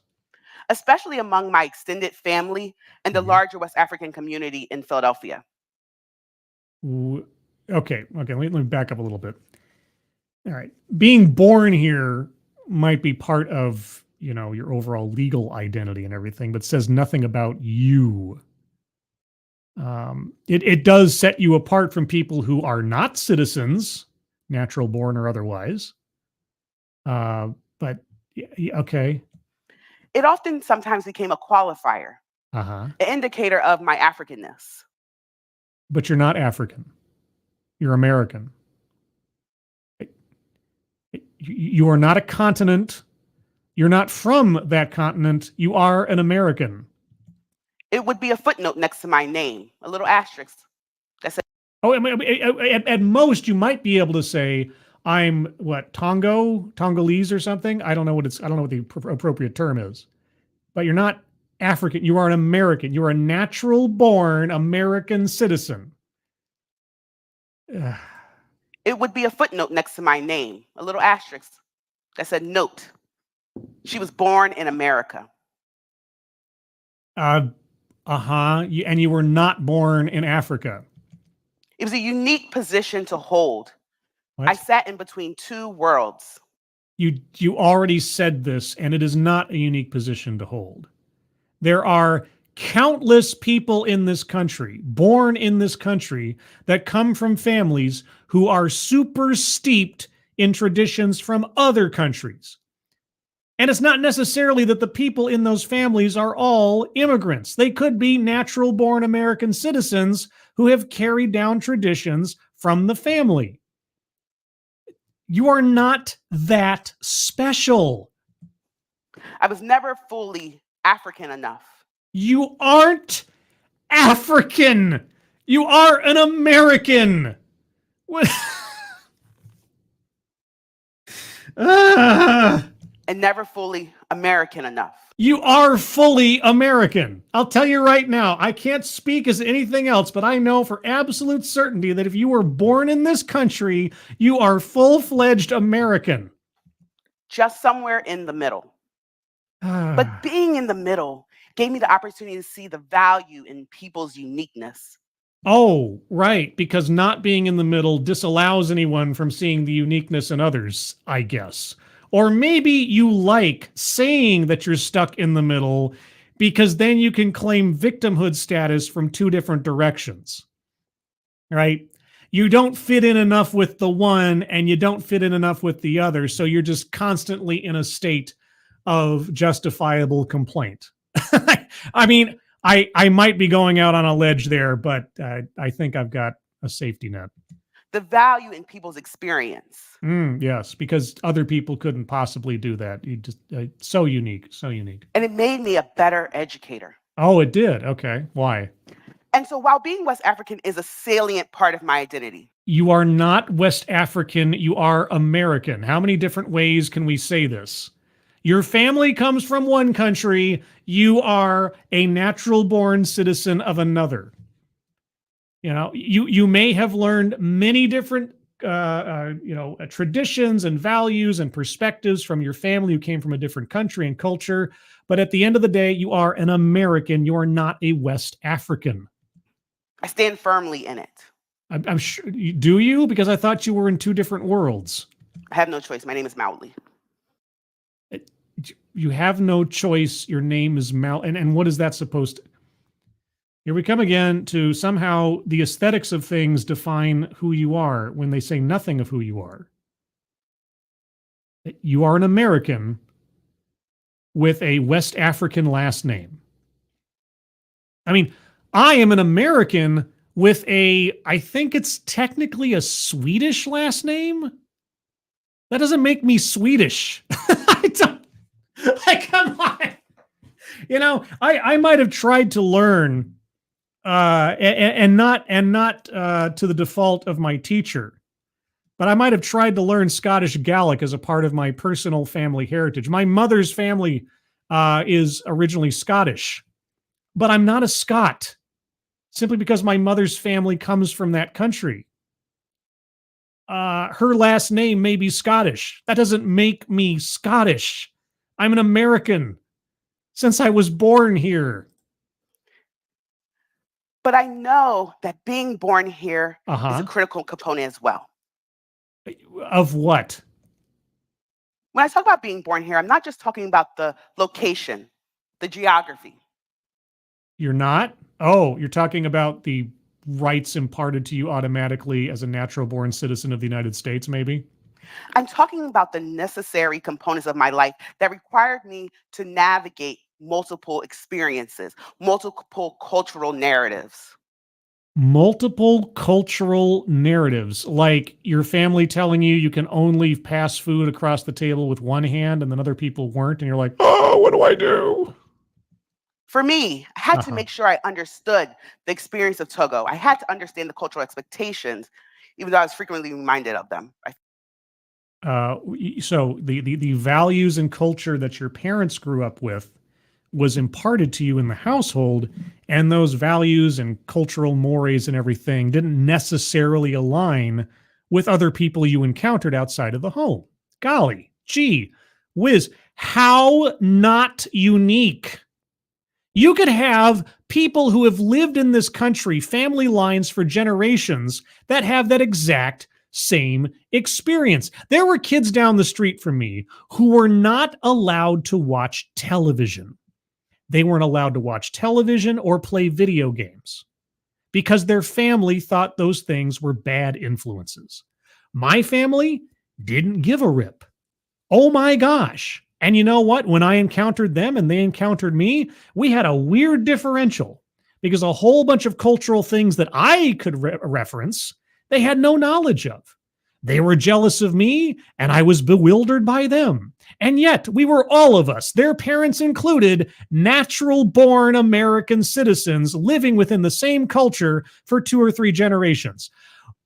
You are not that special. Your experience is not that special. It may be unique to you, and that is true. But in the abstract, 30,000 foot perspective on it, it's not special. I don't know if you know this. Family. I had to understand the mainstream American culture, and I was fully immersed in Blackness in America. Hold on. Sorry, let me back up a second here. You had to understand the mainstream American culture. What other culture were you exposed to if you were born here elsewise? Every time you left the house, every time the TV was turned on, you had to? What, like it was a punishment or something? This is the country you're born. This is your home country, America. I also had to live in Blackness. Okay, what is that supposed to mean? Is that some? I mean, I've heard this before. Obviously, is that some unifying thing? A black man in Detroit is somehow the exact same as a black man in West Africa? The mainstream American culture, and I was fully immersed in Blackness in America. Okay. See, as a Black person in America, there's this profound, beautifully rich cultural experience. Oh, okay. So, normalizing and monolithing an entire racial demographic. Okay. And growing up Black in America, in particular in Philadelphia, it leads us towards a journey of seeking justice and liberation. Justice and liberation. Okay. Justice for what and liberation from what? And so when I talk about Blackness, I'm talking about this culture that is immersed in joy, resilience, and a pursuit of collective liberation. Really? Just as a matter of skin color? Okay. And so that has led me to my current work. A belief that all Black people think and behave the same? Oh, okay. Being from Philadelphia, there is this culture of justice. You keep saying that. What do you mean? Of resistance. You keep saying that. What do you mean? And so right now in my profession, I am moving towards educational justice in schooling for children. What do you mean? I mean, you've got 10 minutes left in this, so hopefully you'll get to that. I want us to think about our students. Okay. And when they enter school buildings, are we recognizing that being one of few comes with the power of representation? No, because I don't see individuals as representing demographics. I see individuals as individuals. I don't see identity as what's on the surface. It's who they are, not what they are. So let's not look at individual students as anything other than individual students. Are we recognizing that we are harming students when we require them to make parts of themselves, parts of their family, and parts of their community small? What are you talking about? Are you mean like not highlighting them and putting them on a pedestal for things that might have nothing to do with their ability or character? What, like not singling people out because of what they are and treating them like a student, like every other student, maybe? Are we asking them to reduce the legacy that lives within them? No, we're asking them to come to school on time and do their schoolwork. Maybe it is not the educator's place to start delving into the personal lives of their students to that extent. Maybe it's about educating. If you're talking about being an educator, are you going to talk about the quality of education for students and not the uplifting of identity politics in students? Of course, we already know the title of this thing, so why am I asking that question? Currently, when we think about schooling, there are times we are requiring students to present the same way, to behave the same way, and to speak the same way. Oh, you mean having a common set of rules that everyone is expected to adhere to? You know, like, oh, I don't know, passing food with the correct hand? You mean those kind of rules? Those kind of expectations? That you'll come to class on time, you'll listen to the teacher, you'll take notes, you'll do your homework. These expectations are placed upon everyone equally. Those kind of things. And when they don't conform, we engage in punitive practices that are harmful. Well, depends on what we're talking about, doesn't it? If I don't conform to traffic laws, what do you think should happen to me? If I don't conform to laws regarding theft or assault, what should happen to me? What are you asking to have happen? We all thrive when our children are able to be their full selves. Why do you keep saying we? Who are you talking for here? Who elected you? And what do you mean? Again, just like with the Kamala Harris article, I need examples. What are you talking about? Out loud. Sorry, let me back up. I keep cutting her off. We engage in punitive practices that are harmful. Yeah, that's why they're called punitive. We all thrive when our children are able to be their full selves. Out loud. Okay, what do you mean by full self? You know, if I was allowed to be my full self out loud when I was a kid, you imagine the amount of trouble I would get into and how obnoxious I would be? No, I was taught discipline. I was taught how to behave in public. I was taught politeness. I was taught inside voices. I was taught how to be a respectful individual to my elders. I remember this time, and even my sister remembers this. My mother took my sister and I on this little sort of, I don't know, it was sort of like a little field trip. We went to this dam. I won't name the dam because it'll give away my location, but we went to this dam, this historic dam, and you could take tours of this thing. And you walked around and they showed you all the turbines and they showed you this and they talked about the history of that and this, that, and the other. And at the end of this little tour, you got to have lunch with you and all the other tourists. And so we're sitting there in this little place for lunch and everything. And my sister and I are there with our mother. And we're sitting across, you end up getting mixed in with the other people there. And we're sitting across from this middle-aged lady, I think. I mean, everybody looked ancient when I was a little kid, so I could say she's an old lady, but she was probably in her 50s or something. And we're sitting there and we're eating our meal and everything. And after about, 15 minutes or so, the lady leans across to my mother with this big smile on her face and says, "I just have to say, your children are so well behaved."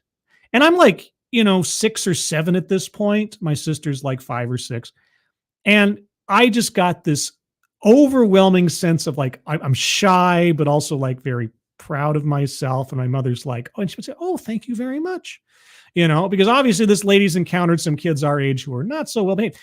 And if my parents had not shown me the rules of the road of how to act like an adult, I would have been my full self out loud, but I learned self-control, right? I learned manners. I know this might not be what she's talking about, but I just think about when her children are like, no. This is why rules are important. This is why boundaries are necessary. You already talked about some within your own family. Which hand to pass food? It's a rule. It's a custom. It's a cultural mores, right? Now, it might not make any practical sense in the real world. There might not be any scientific basis to doing it that way, but it's just your rule, your custom, how you do it. It's a signal of politeness, of conformity to your culture, right? And in this culture, if you want to know where American culture is derived, I'll tell you. A lot of people say America doesn't have culture. It has culture. And you know what started it all? The U.S. Constitution. That's where our culture comes from. The rights and rules under which we live, the freedoms we are afforded under the law, and all American citizens enjoy up until the White House decides to violate the First Amendment. But that's a whole other thing. That's where our culture comes from. The freedoms and the restrictions. So the rules matter. The boundaries are important, but also the room to maneuver within them in this country. Anyway, I went off on a tangent. We all suffer when people are required to make parts of themselves invisible.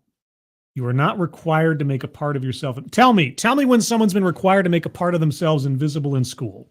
Okay. Short of violating an established rule that applies to all students, whether it's dress code or otherwise. Don't say, oh, I'm not allowed to do this in school because my culture says this. Well, that's not the place for it in school, is it? Give me an example. What are you talking about? You keep saying things are happening. You're not telling us how they are happening. And so when I talk about invisible, I'm not referring to what you're able to see. Why use the word invisible? I'm following in line with the Black literature and the Black scholars who have talked about the marginalization and the erasure of people's experiences, rendering them invisible. Marginalized or we already had marginalization circled. My bad. I thought I had one there. But anyway, if I circle it earlier just on abstract, I have a literal example now.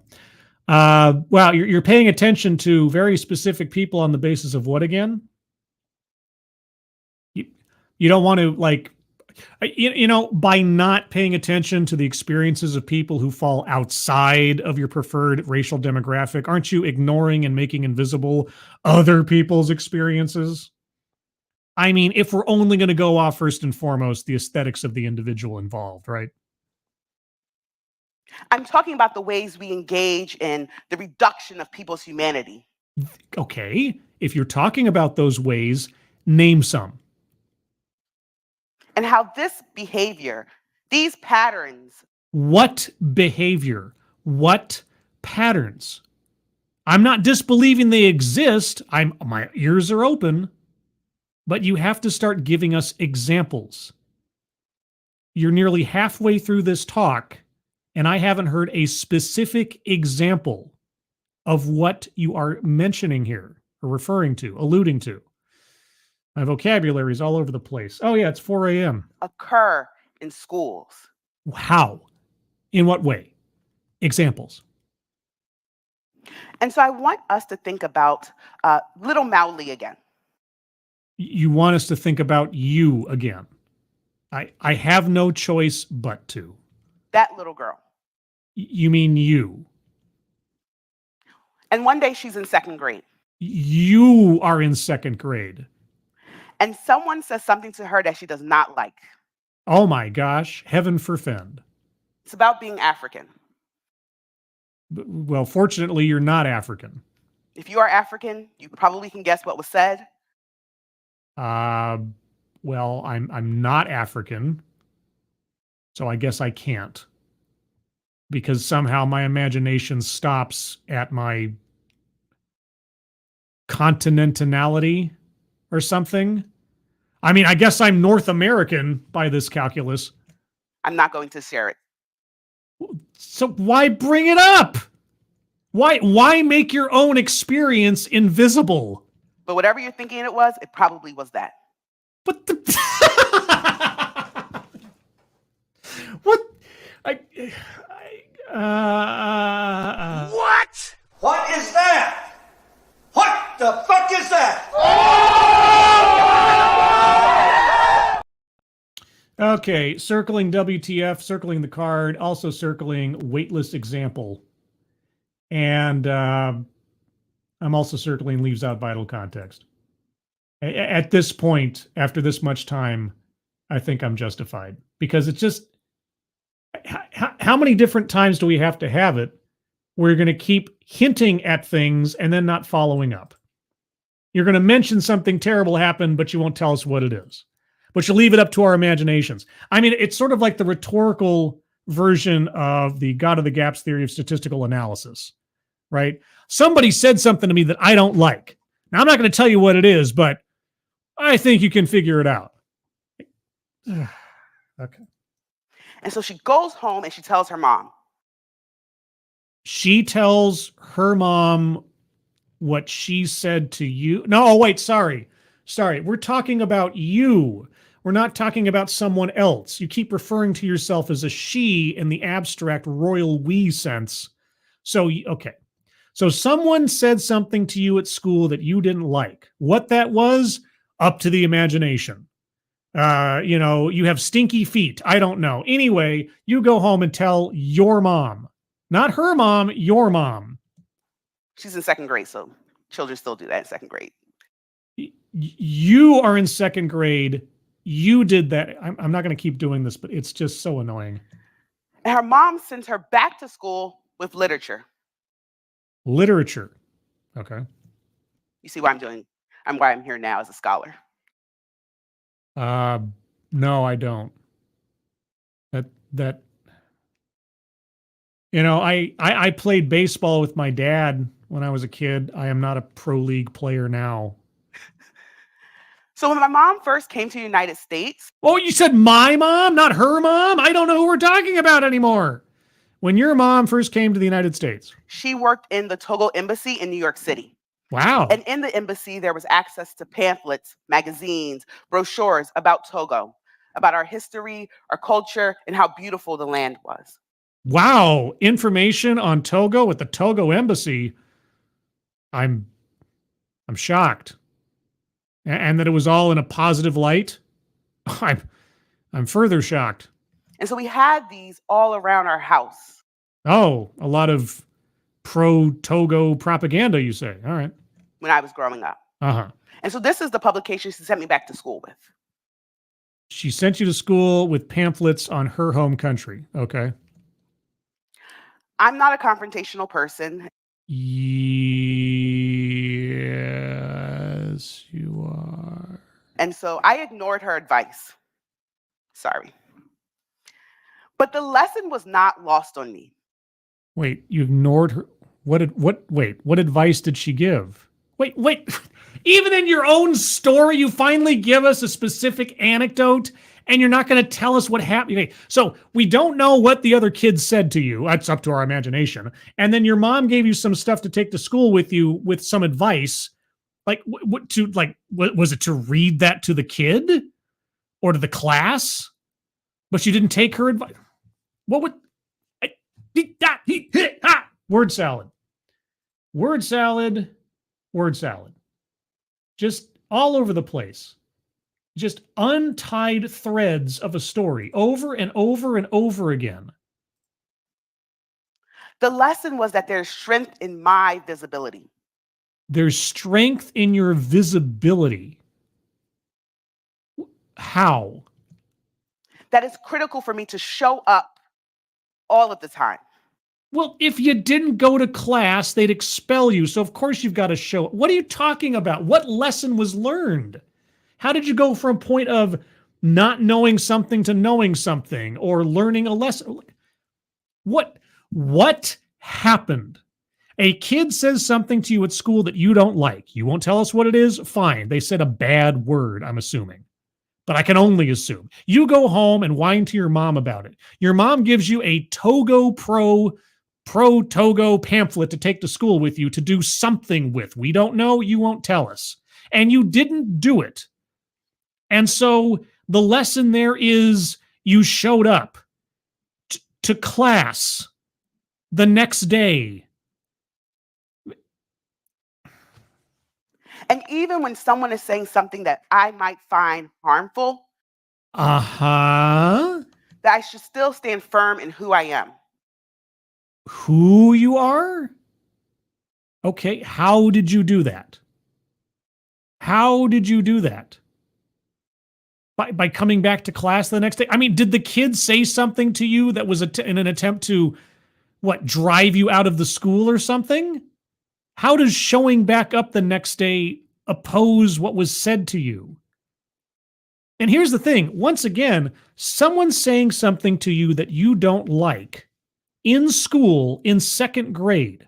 Boy, howdy, what a unique experience. I never had that happen to me. I was just a overly polite, quiet, nerdy kid with glasses in second grade in the early 1980s. Boy, I don't know what could have possibly been said to me in that era, at that time, under those circumstances, that might have upset me from day to day. I can't even imagine. And yet I still came back to school every day. Somehow I just drug myself back to class. I don't know how I did it. Boy, oh boy, I stood in my strength. I stood in my resiliency. Oh, but I mean, I'm not black, so I guess it really doesn't matter. Something. We couldn't possibly connect on a shared experience as children on a basic level, could we? No. Your experience somehow is unique because of your skin color and the home country of your parents. There's always got to be a dividing line, doesn't it? It's got to be something that says absolutely nothing about who you are or what your experience is. It's all aesthetics. It's all irrelevancies. But okay, you're super special. You're super strong. All of me, my Africanness and my blackness. You're not African. You have never been African.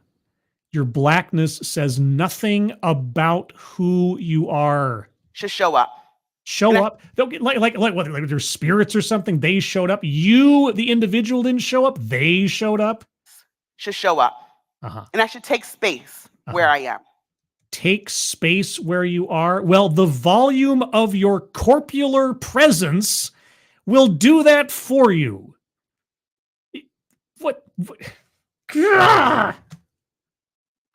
And so when we think about our students, are you thinking about your students? Are you thinking about their aesthetics? I'm curious if we've thought about who they are. You're not thinking about who they are. You just told us that the elements that represent what they look like should take precedence when they walk in the door. And how they are showing up in our schools. Hopefully they're showing up with their backpacks and school supplies. Yeah, that's about the bar they have to jump. They are there ready to learn. Because right now we're not allowing them to actually show up. How are we, quote unquote, not allowing them to, quote unquote, show up? How? Give me an example. So far, you have given us another child in second grade said something that you didn't like, and you ran home to mommy. Mommy, somebody said something I didn't like. So your 7-year-old self encountered another 7-year-old with the kind of mannerisms and self-control of a 7-year-old, but somehow the schools are not allowing you to show up. Why didn't you give us an example of a teacher doing something to suppress you? Why was your first and only thus far specific example a childhood spat? Do you have something for us that actually matters? We're not giving them the space to fully be there.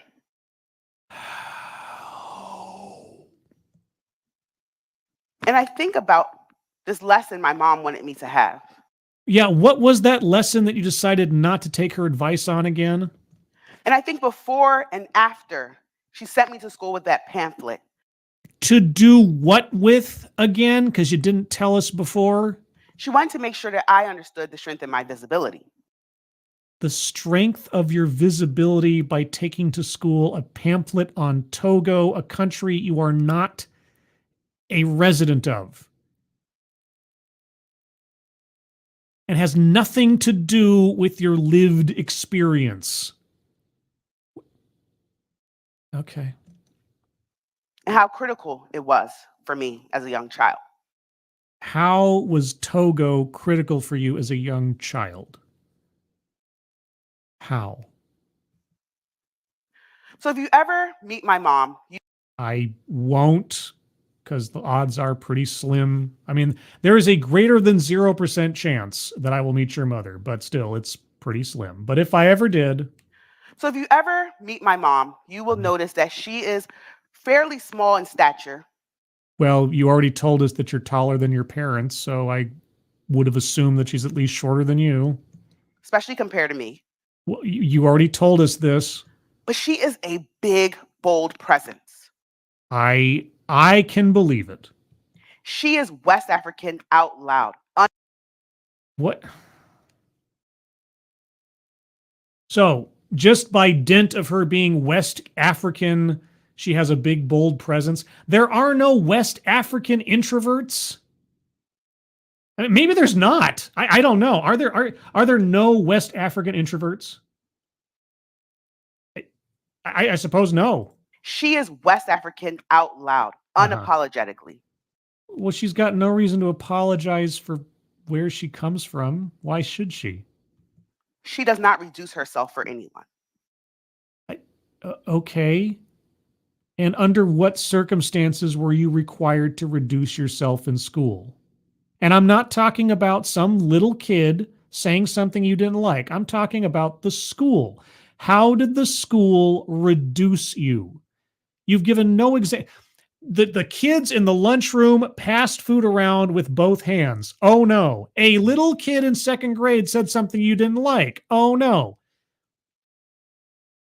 When do we get to anything relevant here? And I think she wanted the same for my brothers and I. To be proud of themselves and their heritage? Sure. Why not? I mean, if it's an important factor in your family, why not? My family's heritage is anecdotal at best. You know, we didn't live a household combined with Swedish, Belgian, German, and Scottish traditions or something. It just didn't, that's just not how we operated. Some households didn't let their kids watch TV or play video games. Some households were, you know, we had a family down the street who was immigrants from Poland. And so their household and their language and everything was Polish. Their kids were born in America. So you had a Polish household, you had a Jewish household, you had all these different people in my neighborhood from all different walks of life. And some who just were just generic Americans, I guess. I don't know if you want, what else you want to say, with their own individual traditions or whatever else. And we were all in the same neighborhood. And for the most part, we all got along. And what was I supposed to think of them because they were from Poland or that they were Jewish? I didn't know any difference as a kid. Those were all abstracts to me. I knew the people, the individuals. So if there was a West African household in my neighborhood, and for all I know there was, what did I know? Nothing. I knew about them, the people. Their traditions did not define them as individuals. Unless it's somehow carried over into their behavior towards others, and then maybe I could say something to that, but why are we here? She wanted us to understand that we should boldly be ourselves. Oh, wow. Another unique idea that only your family had, I guess. But I'm not sure she understood how that would change my work so profoundly. Okay, why don't you tell us? Tell us finally something actionable about this talk. How it would follow in the legacy of Black people who have fought for educational access. Okay, how? How it would use my ability to understand unique experiences to welcome students in educational spaces. How? How I would stand up and use my voice out loud to talk about students And how else could you use your voice but out? Can we stop dancing around the subject matter and get to a point? my voice out loud to talk about students and what they deserve in schooling. Okay, what do students deserve in schooling? Come on. You've got 5 minutes left in this thing. We wasted 10 minutes on nothing. So when I think about my journey, Uh, my experience, my life, I know that it is shaping how I walk into every school building. you don't, well, gosh, you know, your life experience shapes how you behave in the real world. I gotta tell you, I am bowled over by the insight being provided here.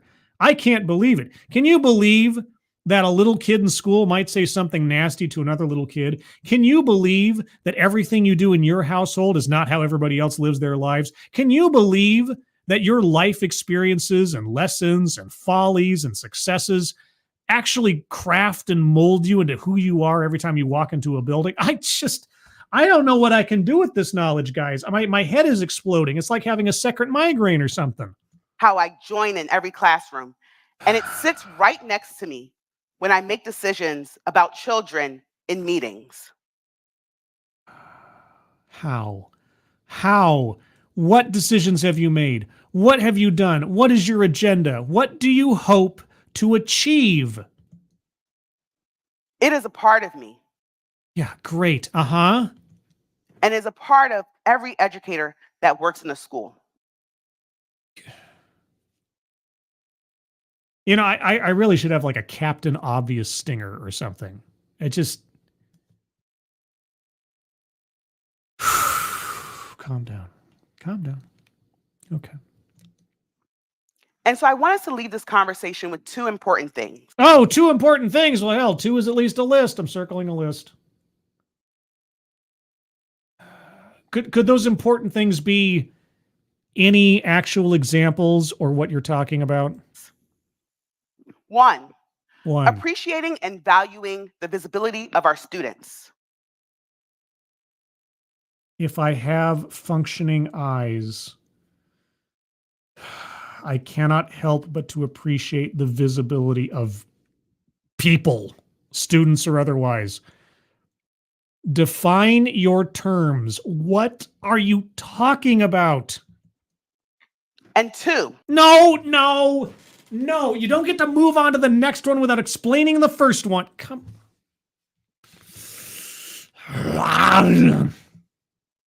making sure that we as educators remain visible. Well, I left my Harry Potter cloak in my other pants, so I guess I'm just default to it. What the hell are you? So we have to see that our students are visible and we have to be visible. Okay, but when I say invisible, I don't mean not seen. Like, what are you talking about?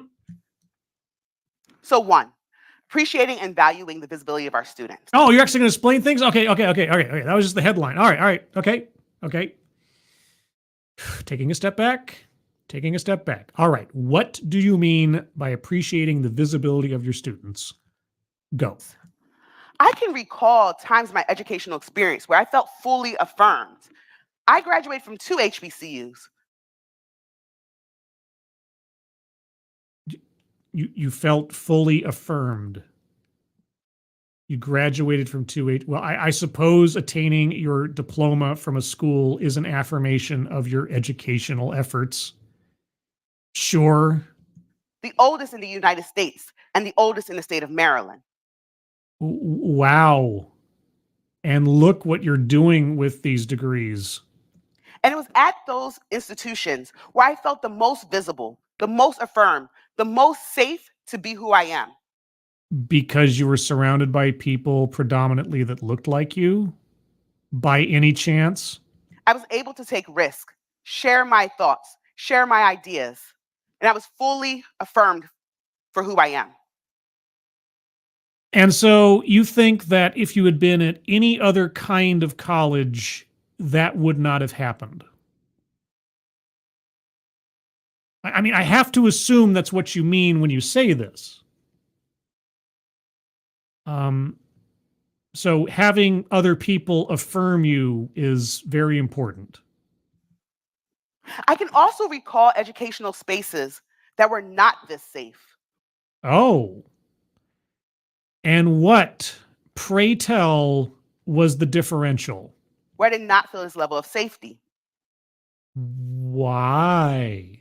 And I did not feel as comfortable sharing my thoughts and perspectives. Why? So when I think about my life, No, God dang it. Okay, oh, God, why?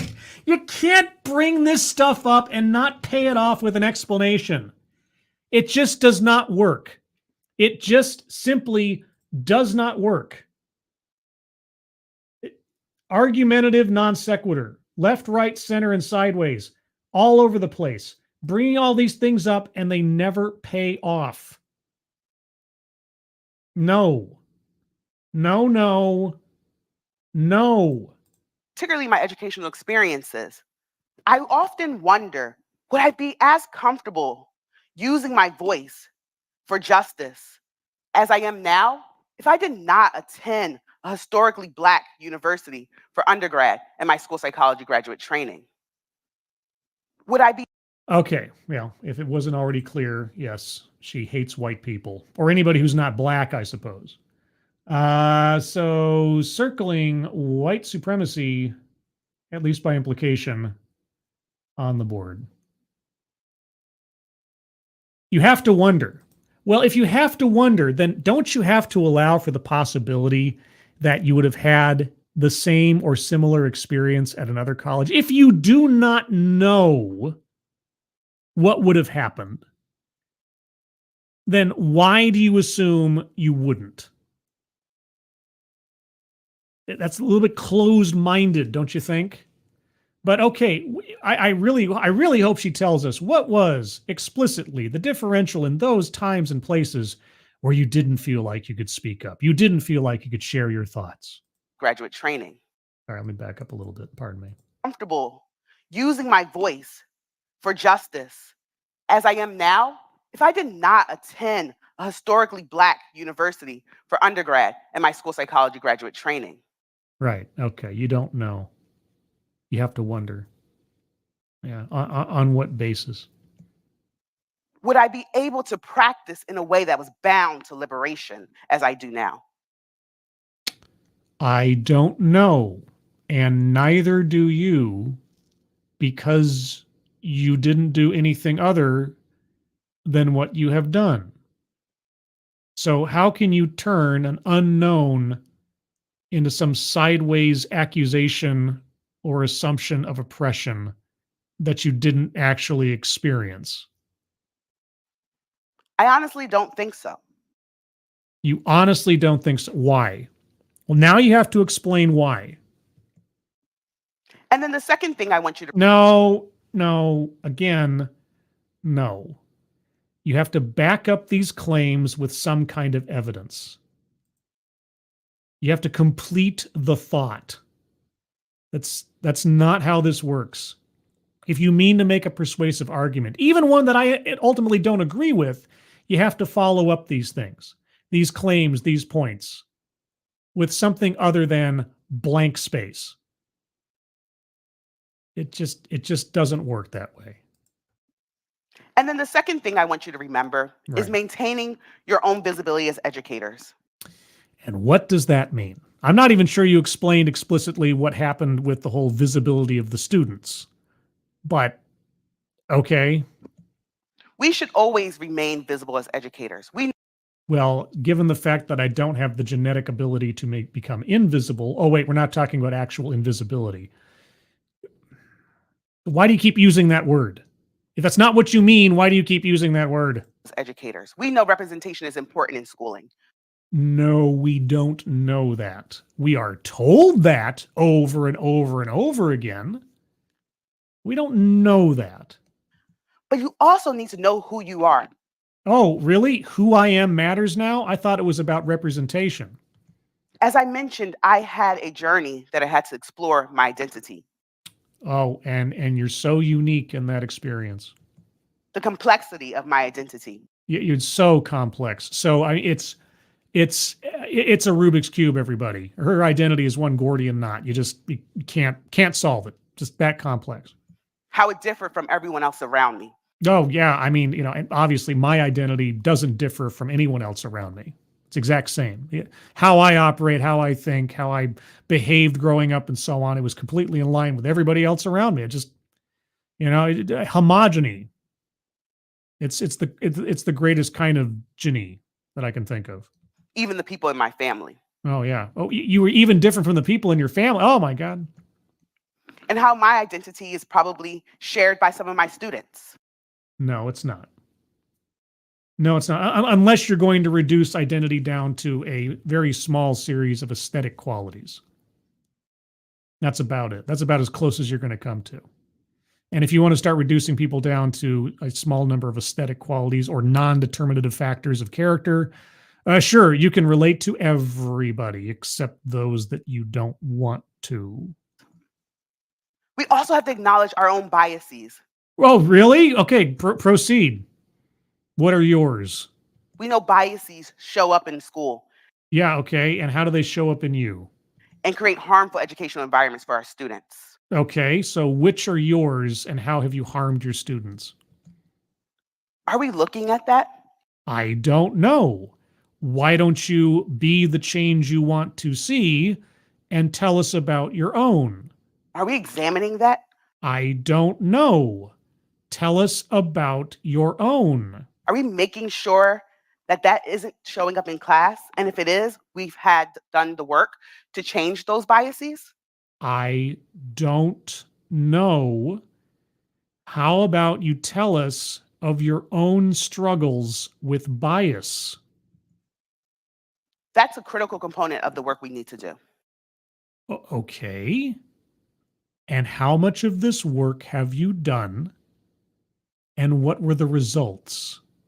If you're standing on the stage, and thus far the only active example in any of these things has been your childhood and your family and your experience, then be the role model for what you seek and tell us how you have taken your biases, examined them, and attempted, successful or not, because lessons can be learned from both outcomes, in keeping them out of the classroom.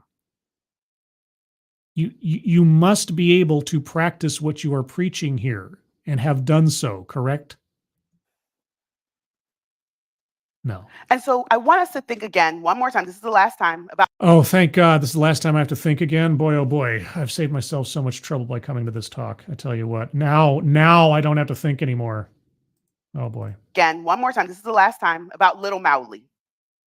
You mean you? And her experience in school. You mean yours? She actually provided value for the students who sat next to her in class every day. Oh, really? She provided value to every student that sat next to her? Oh, well, what was this great benefit imparted through osmosis? She did them a favor. They should be thanking me, actually. For what? But in honesty, they helped me as well. But no, it's this. Again, you say something and you do not explain yourself. What? Why? Jesus. I mean, is it like some kind of like reflexive compulsion or something? It's like, I'm going to move through the world telling everybody how awesome I am, but never telling you why. Fake it and never make it. It's just... They made me a better educator. How? Come on. Give me something. Just throw me a bone here. We're only got a minute left in this thing. Their experiences. Like what? Sharing them with me. Like what? Living out loud, being fully visible helped me be a better educator. How? Look at it. This is okay. You know what? Here's the thing. You know where my frustration comes from? If I didn't need to explain it, but I'll explain it either way. I am honestly and legitimately trying to understand. Okay? I mean, as much as I make fun of TEDx and everything else, whenever I come to one of these subjects, I'm always listening very intently and I'm trying to understand what is going on. Because whether I agree with the points made by the speaker or not by the end of it, hopefully I'll have at least learned something about where they are coming from. And maybe there's something useful I can take from that. Maybe it'll make me a better person, educator or otherwise, as a result. But if there's nothing to hold on to in the course of a presentation, I lack understanding by the end of it. And if I lack understanding by the end of it, I feel like I've wasted my time, except to learn new and interesting ways in which to sound like you're saying something while saying nothing, which in and of itself may be useful in recognizing such sophistry in the future. So that's really the only silver lining, thin as it is, that I can take away from talks like this. And this is not the first one like this, as many of you know. That's the best I can take from this, is to learn when I'm hearing fluff and nonsense or ideas and thoughts that go nowhere. So hopefully they don't just completely wash over my head and I think I've listened to something substantive. Oh man, I honestly did not mean to say that in the, you know what I mean.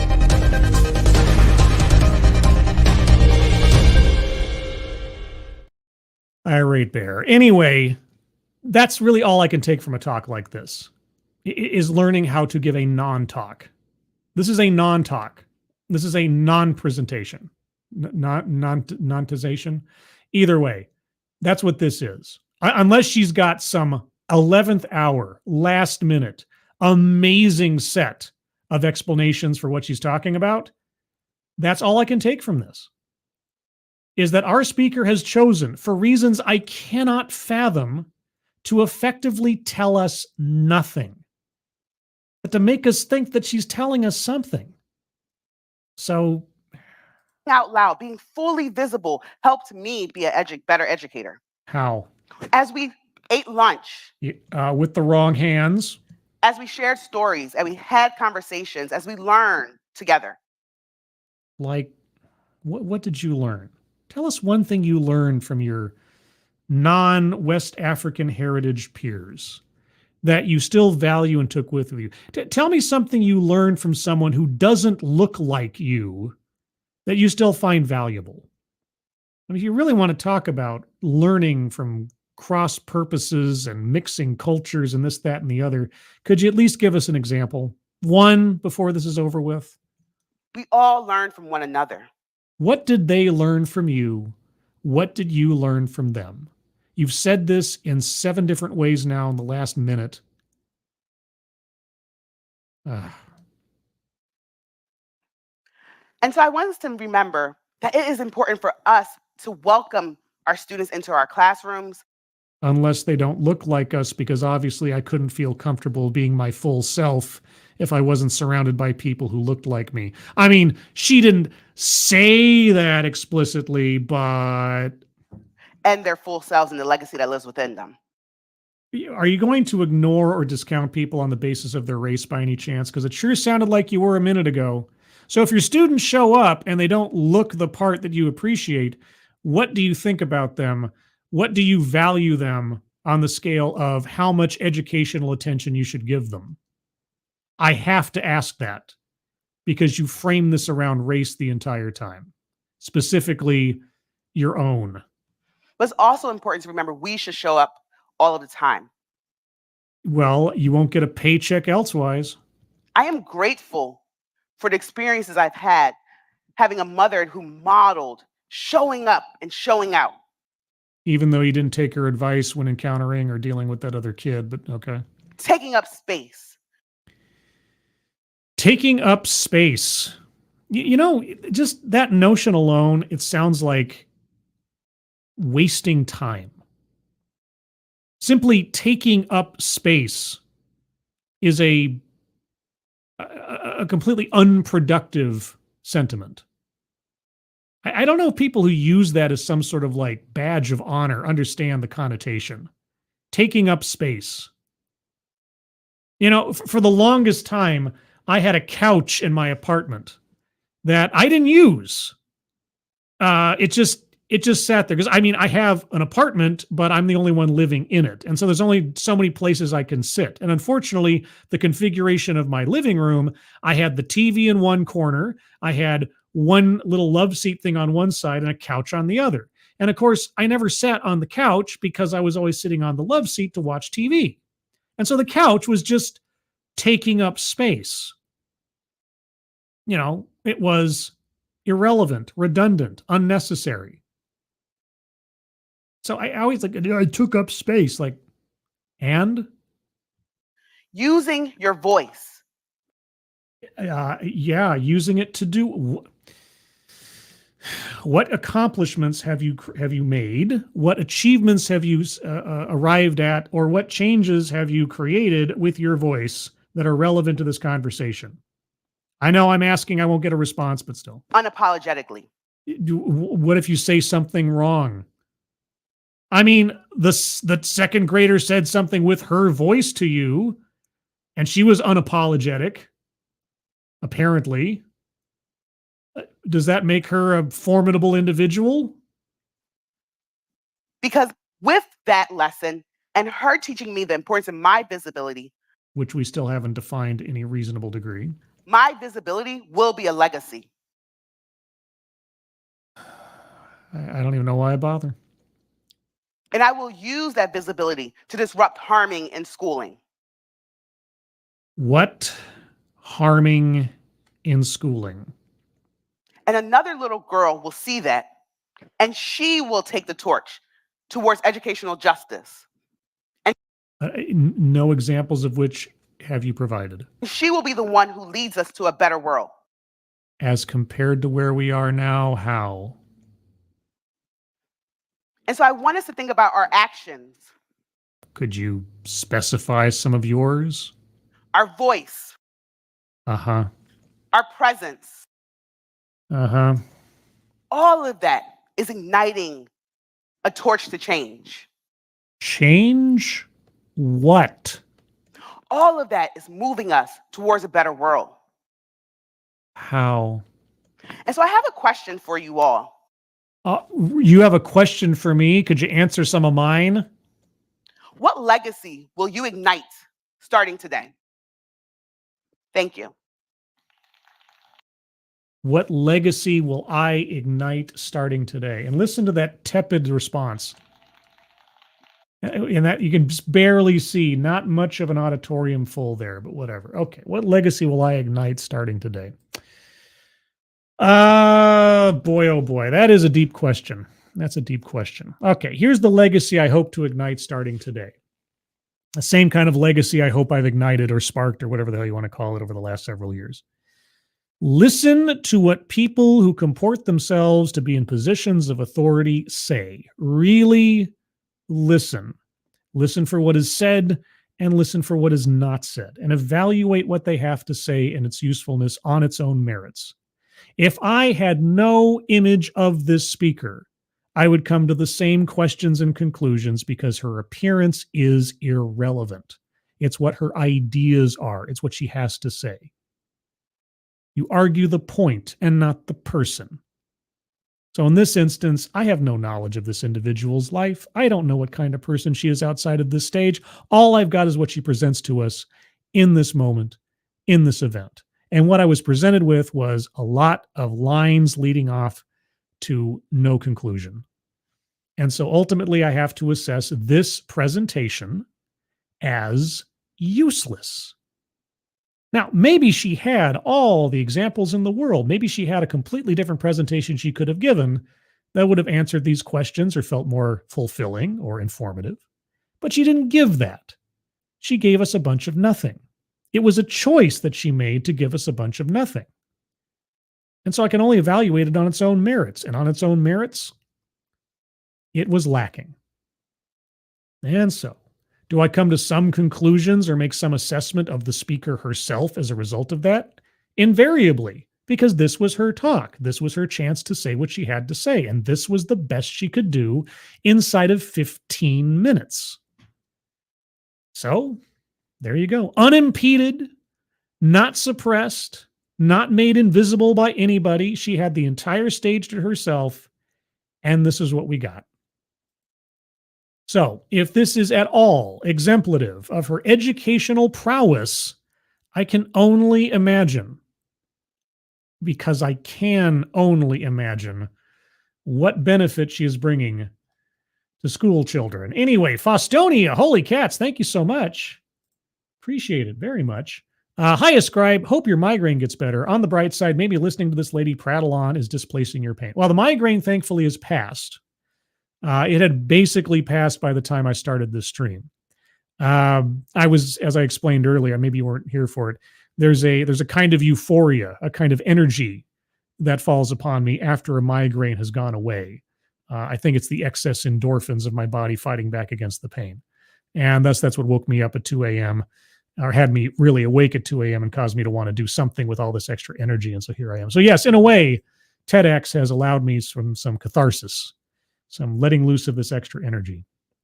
But yeah, there's the, and thank you again, Foster. That's very generous of you. Appreciate it. Hope you're having a good Saturday thus far. All right, well, let's go on. Let's go on to the bingo card, the delayed and yet still relevant bingo card.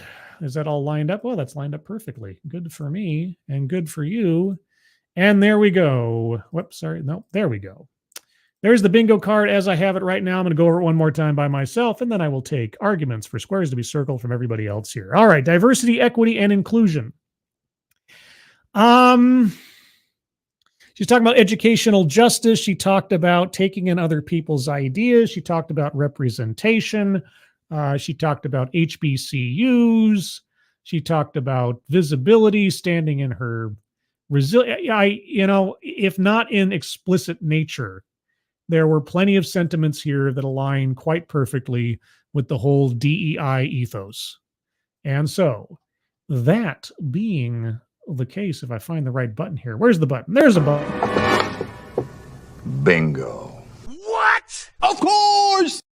So we have our first bingo. Moving on. Patriarchy. She never talked about, she never really talked about males in charge or fighting back against, no, that really never came up. Contradicts own point or argument. Well, the fact that she never gave us any examples whatsoever, there was no point and there was no argument. And so she got up on that stage to give a talk effectively for nothing. And that's a contradiction in and of itself, as far as I'm concerned. Feminism. She talked about her mother, but she didn't lean that much on women per se. She talked about, another girl and kind of things. I don't know if that's enough to say feminism explicitly. Since she was talking about herself for most of this, it's hard to get away from the fact, well, she's a woman, but that doesn't inherently indicate feminism. And none of her examples were explicitly about empowering women. It was mostly racial. So I don't think so. Attempt to coin new buzzword or buzz phrase. I still don't think educational justice is something new, and it's nothing that she said, something I like to call or something I've learned to consider or something. So I don't know if I can credit her with a new buzzword or buzz phrase. Systemic and institutional. Well, yes, because she talked about, cultures and the schools. She never gave us how the schools were oppressing people or making kids invisible or whatever, but she did mention the concept quite a bit. Anecdote that probably never happened. This is a tough one because can I believe that she went to school and encountered people behaving differently than her family? Sure. Can I believe that a kid said something to her that she didn't like and she ran home to her mom? Sure. I didn't hear any anecdotes that were perfectly crafted, because none of the anecdotes were fully explained. Does that make any sense? I'm open to arguments otherwise, but I didn't hear anything that was too good to be true or anything. So you tell me. Sales pitch for product or service. Well, she didn't name the colleges she went to. She didn't name the school she's working for. She didn't talk about writing a book or anything. I don't think so. Privilege. I mean, I guess I could go towards the whole plantain versus Lunchables or something, but or I guess there's the reverse. She wouldn't have had the privilege of using her voice or being seen or affirmed or anything. Maybe. I don't know. Maybe that's too much of a stretch. Self-vilification or wretchedness. The closest I can think of is she didn't take her mom's advice, whatever advice that was. But that, I don't. There was no point in this where she was the villain or she was somehow at fault. That I can think of anyway. Economic disparity. She really didn't lean on that either, surprisingly. Benevolent condescension. Yes. Her experiences were so unique. Nobody else could possibly live in these two worlds or experience a discrepancy in privilege, or not privilege, but culture or behavior or something. I don't know. And lastly, microaggressions or unconscious bias. Yeah, she talked about biases and so on and so forth. She didn't even bother to, acknowledge her own. Just kind of alluded to it and left it for the rest of us. But either bingo. What? Bingo! Yeah! Of course! All right, we got 2 bingos and several opportunities for others. If you have an argument for a square yet to be circled, put it in the chat now. If you've already put it there and I miss it, please just repost it. Also, a couple more hellos of people I see here. Why'd you say, or what's you say? Why'd you say? You shared your pain with TEDx lady and she shared hers in turn. It's true. It was an exchange. It was a fair exchange, don't you think? Mommy was a girl boss. Well, according to her, divine petulance, it's pronounced Kieverden. Yes. I mean, I suppose we could call her like Kai Verdam. I want to be really fancy. Tier Alexander, Scribelight, we can rename the white supremacy square to racial supremacy as it was clear she was a black supremacist. I mean, I guess that would be an interesting compromise for the square. Because if you allude to one, the other, or your own, That's an interesting thought, Tier. That is an interesting thought. That might be a good revision. I'll think about that. That's not bad. I'll think about that one. It's a Dutch city in Ukraine. Well, learn something new every day. You're a ridiculous lunatic. She left it to the imagination, and in my case, I can't believe what the little girl said. Yeah, yeah. Whatever we're supposed to think that little girl said, she left it up to us. Well, faithless. Educational justice was a service she was selling. Was she though? I mean, there was never a complete sales pitch because she never told us what it was or how it worked. I mean, you could say, well, it wasn't a good sales pitch, but it was a sales pitch. But was it? It was really nothing. I don't even know if there was enough there to call it a sales pitch. Let's see. Divine petulance. I think the whole thing was about privilege and her self-vilification. See, I don't know if talking about instances where you felt out of place is the same as self-vilification. Right? Like talking about times where you felt awkward or you didn't belong, that doesn't inherently make you looking down on yourself or turning yourself into the bad guy. I don't, if that's what you mean. If that's not what you meant, then, clarify for me. Let's see. Could be just simplified as supremacy. No, it's a very specific element to a TEDx talk where you decide to lean on race as an overriding factor in your argument or presentation. We used to the square used to be make something about race, sex, etc. for no reason, which eventually turned into argumentative non sequitur. Because it was such a frequent occurrence, and white supremacy as a specific phrase came up a lot in the 2016 through 2019 type TEDx's. So that's why that specific formulation is used. But at this point, yeah, if somebody comes up and starts talking about one or the other, I'll think about it. It's not a bad idea. It's not a bad idea. Let's see. Why'd you say we need teachers back? Things seem to have gone rapidly downhill since they were all replaced with educators. Well, what we need are actual educators instead of activists. That's really the differential. We need educators and not activists. But activists now have the title of educator. That's the problem, is that so many have been convinced that they're there to change the world by indoctrinating their students into their own social ideology. And that's not what the aim of a teacher, an educator, should actually be. But that's what's been reformed into. They are gurus. They're not teachers. There's a particular TEDx that I did that very explicitly and very shockingly spells this out. And if I could remember the name of it right now, it's one of my older scripted TEDx's, and it's one. I think it might be one of the earliest, if not the first, TEDx in the playlist on curriculum of fear. It was called full. Oh, was it full disclosure or something? Or, oh my God, the title had something like full or fully disclosed, or I can't remember. If somebody in the chat can look that up real quick and put it in the chat, I'd appreciate it. It's completely missing me right now.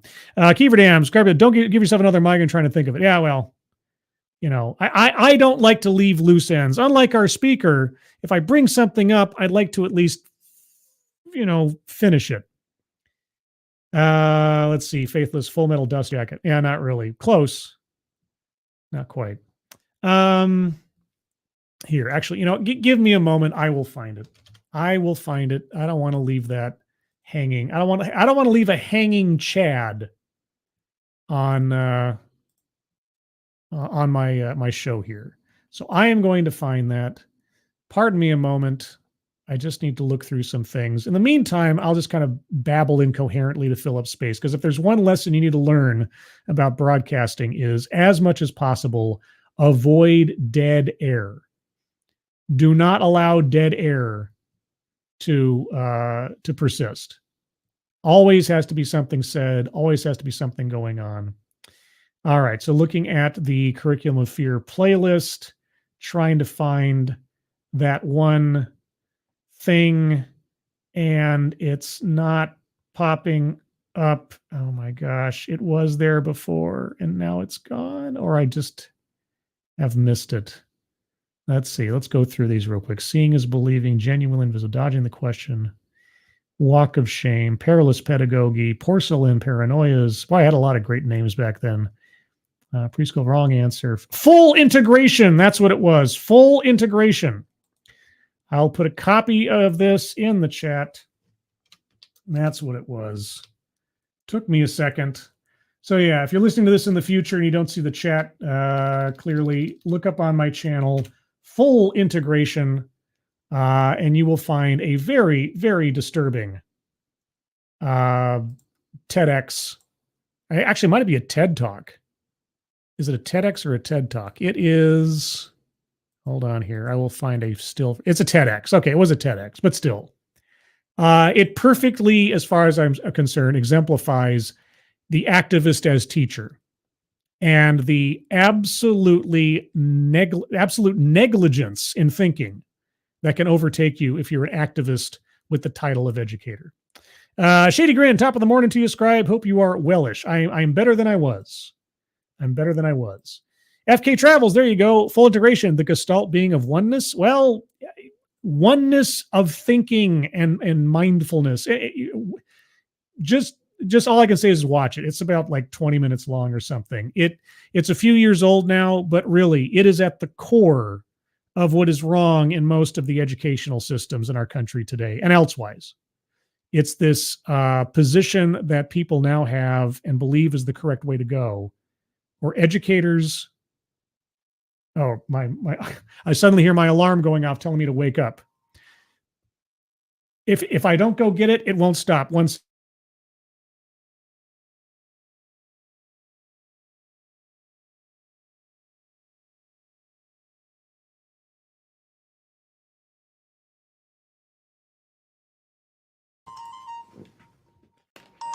you listen to this cheesy tune.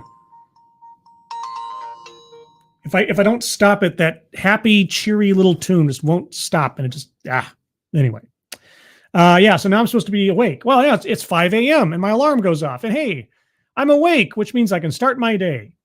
And so with that, I'm going to call the stream to a close because almost 3 hours. That's a lot. That's a lot. Anyway, everyone, thank you so much for joining me. Big programming note. And boy, howdy, am I excited / nervous / apprehensive.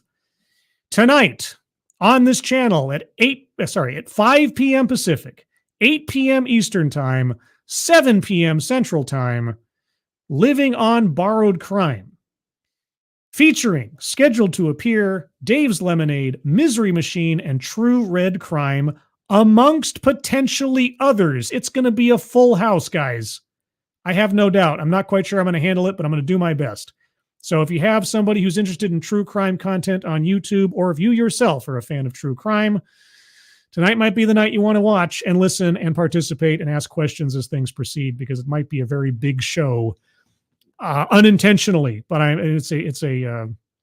am spoiled by the riches of it, let's say. Beyond that, you can always find me here Thursday nights at 6 p.m. Pacific, 9 p.m. Eastern for TEDxcellence, where I'll go over another off-brand TEDx talk, or TED Talk, I should say, for education and enlightenment, or sometimes the distinct lack thereof, and I really have to claw for some purpose to the whole endeavor. Also, I have a Discord server. If you'd like to join the Discord server, links now in the chat. You have to click on that. You'll find yourself on the landing channel called Say Hello, and in addition to saying hello, you just have to say the secret word. The secret word will tell me you are not a bot and have earned the right, the entitlement, the privilege of joining the Discord server. And today's secret word is irrelevant. Just say hello, irrelevant, and I'll know that you watched the show. Outside of that, everybody, again, thank you for joining me for this ambush stream, this long, drawn-out ambush stream. Hope you enjoyed the show. If you did, leave a like and a comment afterwards if you would. I'd appreciate it. And supposedly that helps the algorithm. Moderators, thank you for keeping an eye on things. Even though everyone here is so well behaved, you have very, very little to do. Everybody who donated either to myself or, and I don't even think I mentioned it because why would I? At the top of the chat, there is a link to the donation page for the Leukemia and Lymphoma Society. And given the fact that my father is currently struggling with leukemia, and other people in my life have in the past as well, I'd appreciate if you take a look at that. If you can donate, please do so. If you can't, that's fine. But if you can, share that out on social media.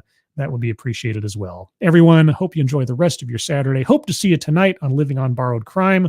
I hope you are all safe and well. If you are not well, please get well soon, and I'll see you on the next one. Take care. Bye-bye.